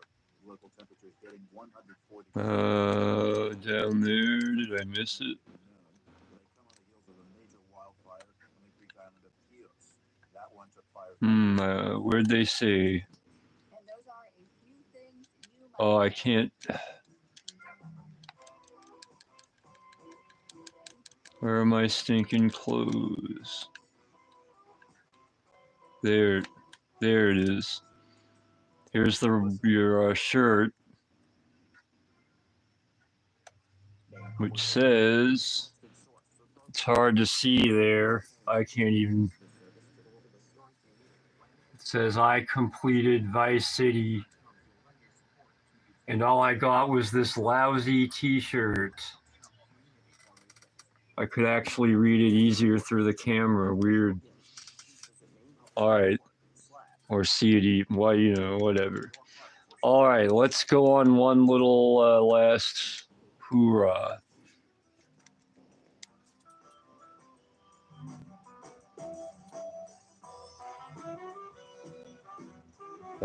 My good old Hellhammer CD. I've already played it numerous times. 3 people here. I wasn't paying attention.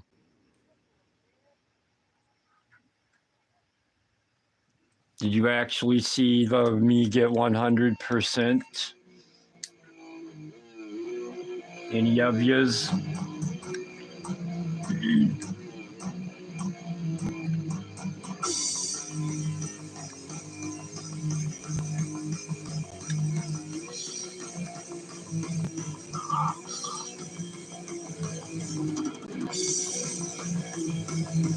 Time to tear around town here.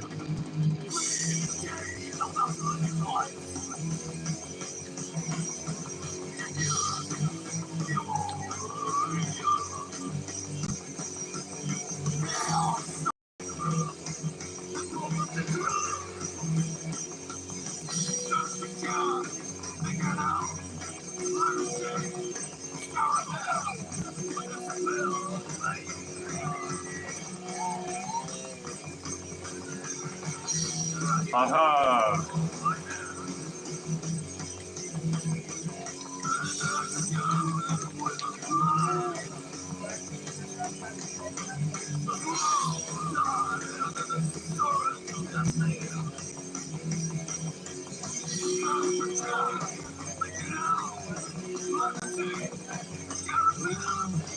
Oh, you want to fight? Come on.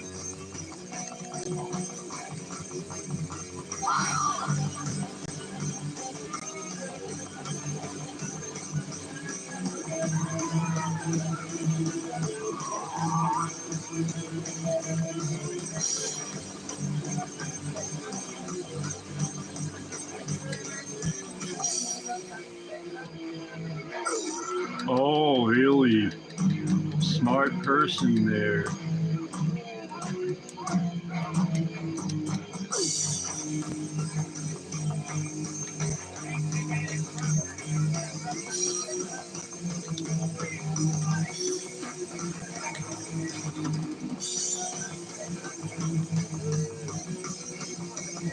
Whoop.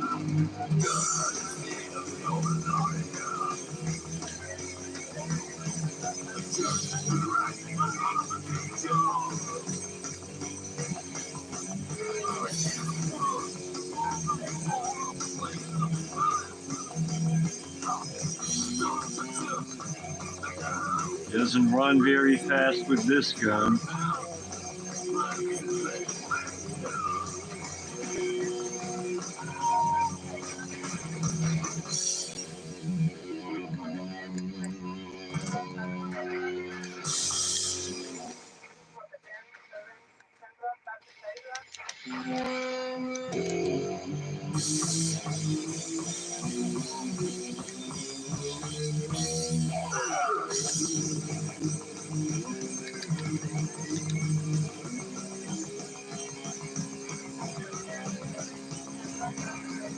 Oh, uh-oh.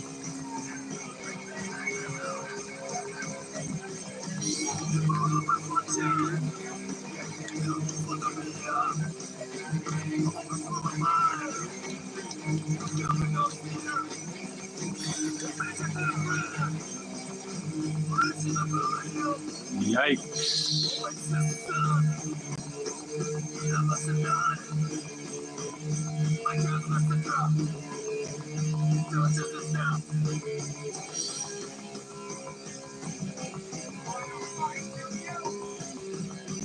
Why are you guys helping me?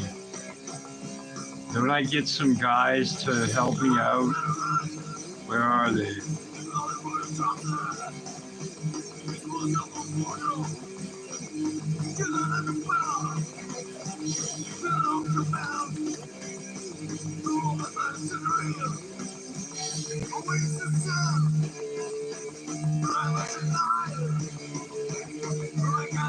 What are you doing in my place?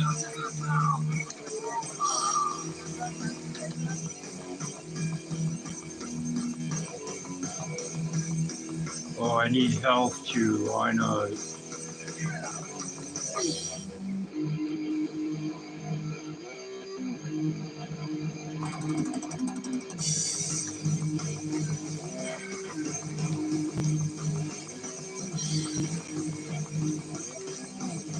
Is that my dude? Hey, come on.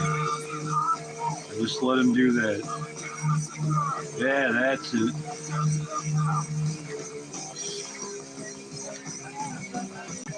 Not very useful.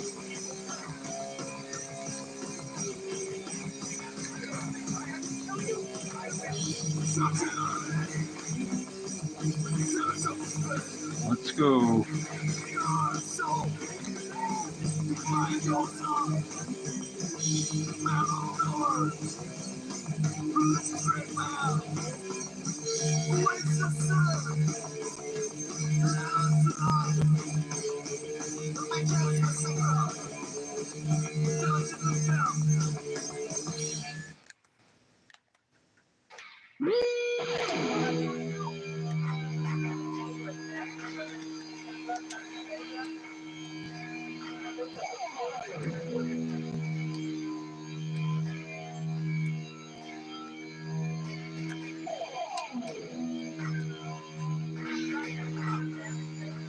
Whoa.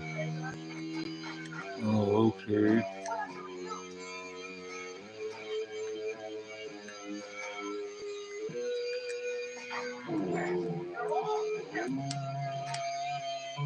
Where's the army?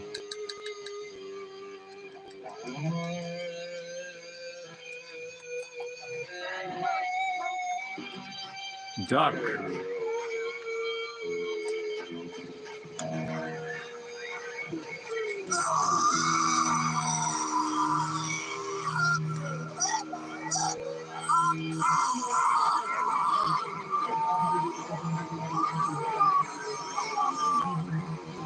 Going down, you guys. Don't get in my way. Or how many's left? One.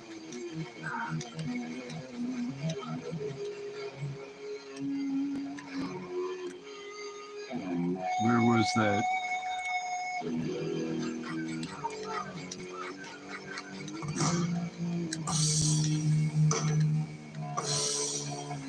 Whoop.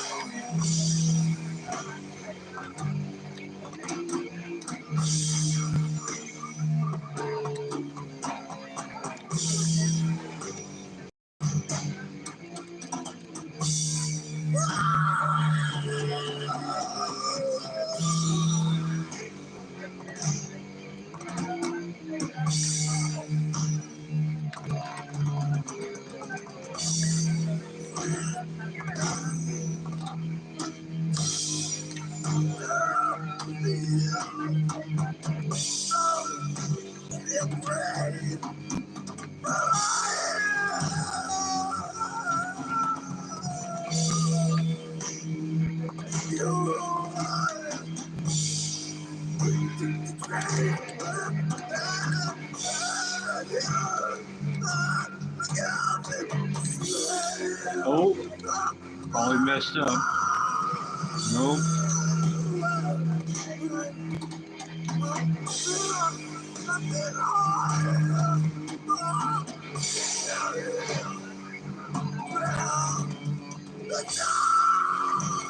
Oh, come on. out of it. Why?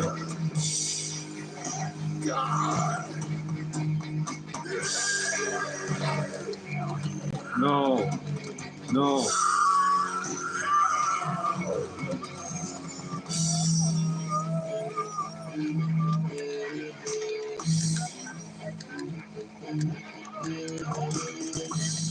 There.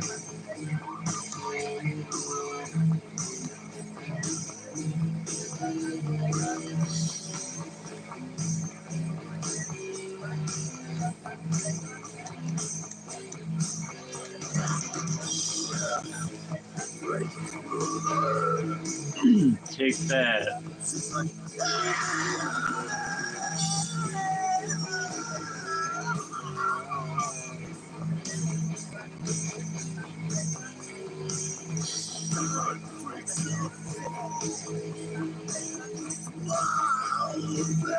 Come on, where are all the cars?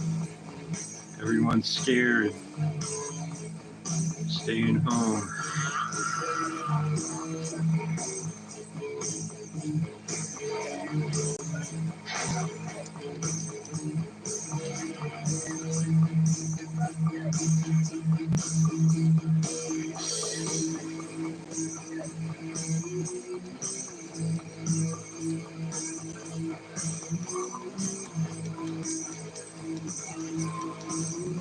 Oh, well, you know what I'm doing. Just driving around in a tank.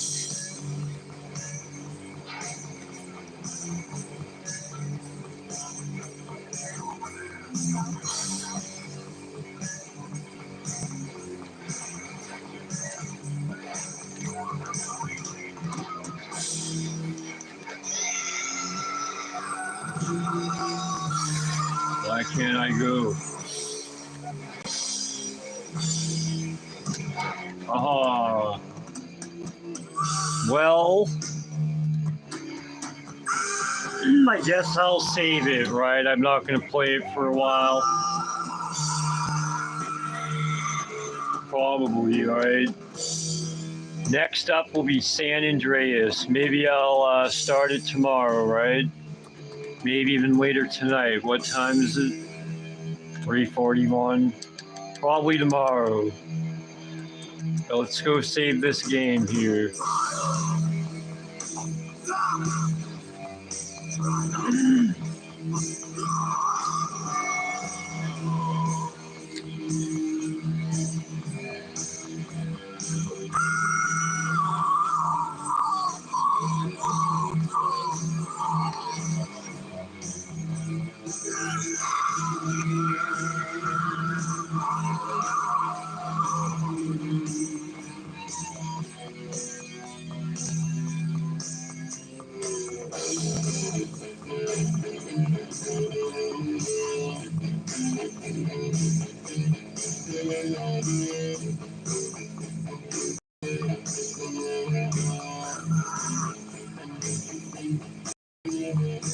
All right. Well,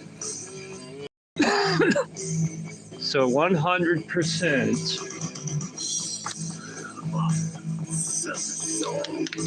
53 and a half hours, but it was more than that. Reloaded a lot, right? But as far as what was saved, that's what it is. 206 days.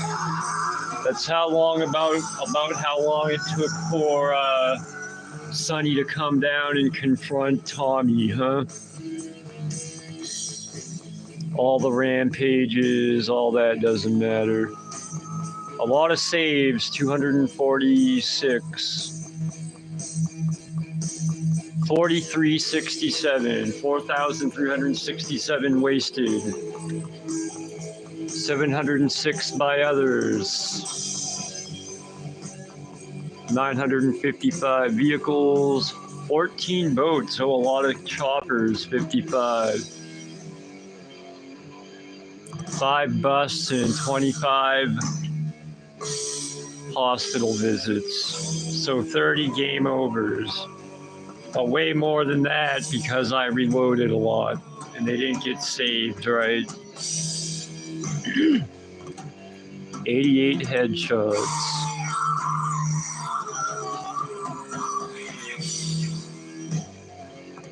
Anything else interesting?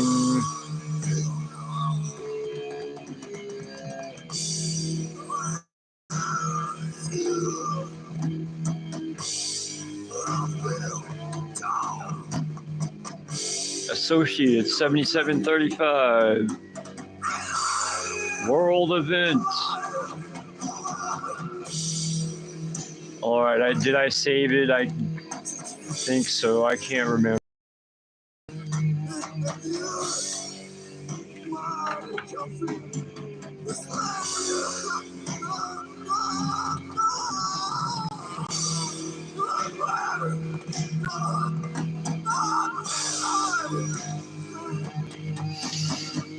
Oh, ooh, okay.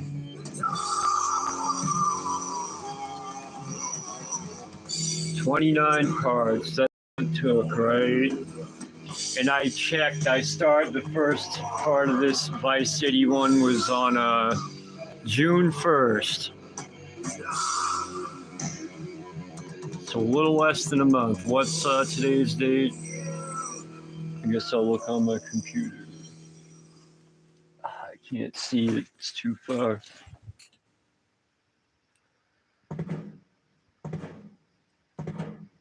(6/26/25). So 26 days, right?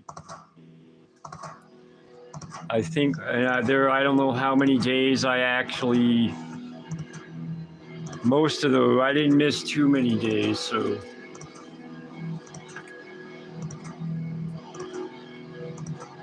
A casual, what do you call it? What will I call this really? A casual 100% complete playthrough.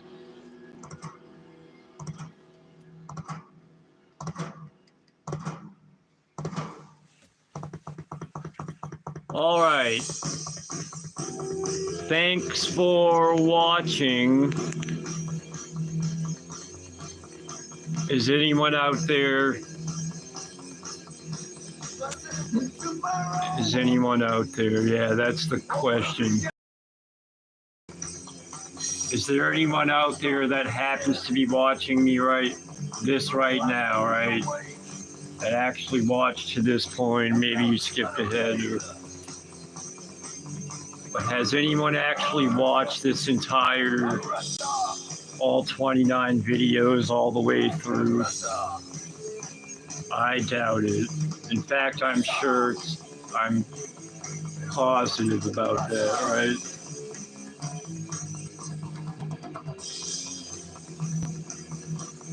All right, time to go outside and, well, first of all, time to end the stream.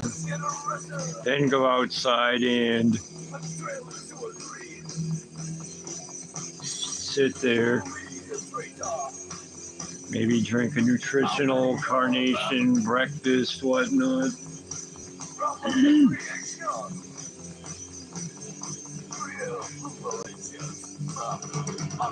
All right, with that, thanks again and bye-bye.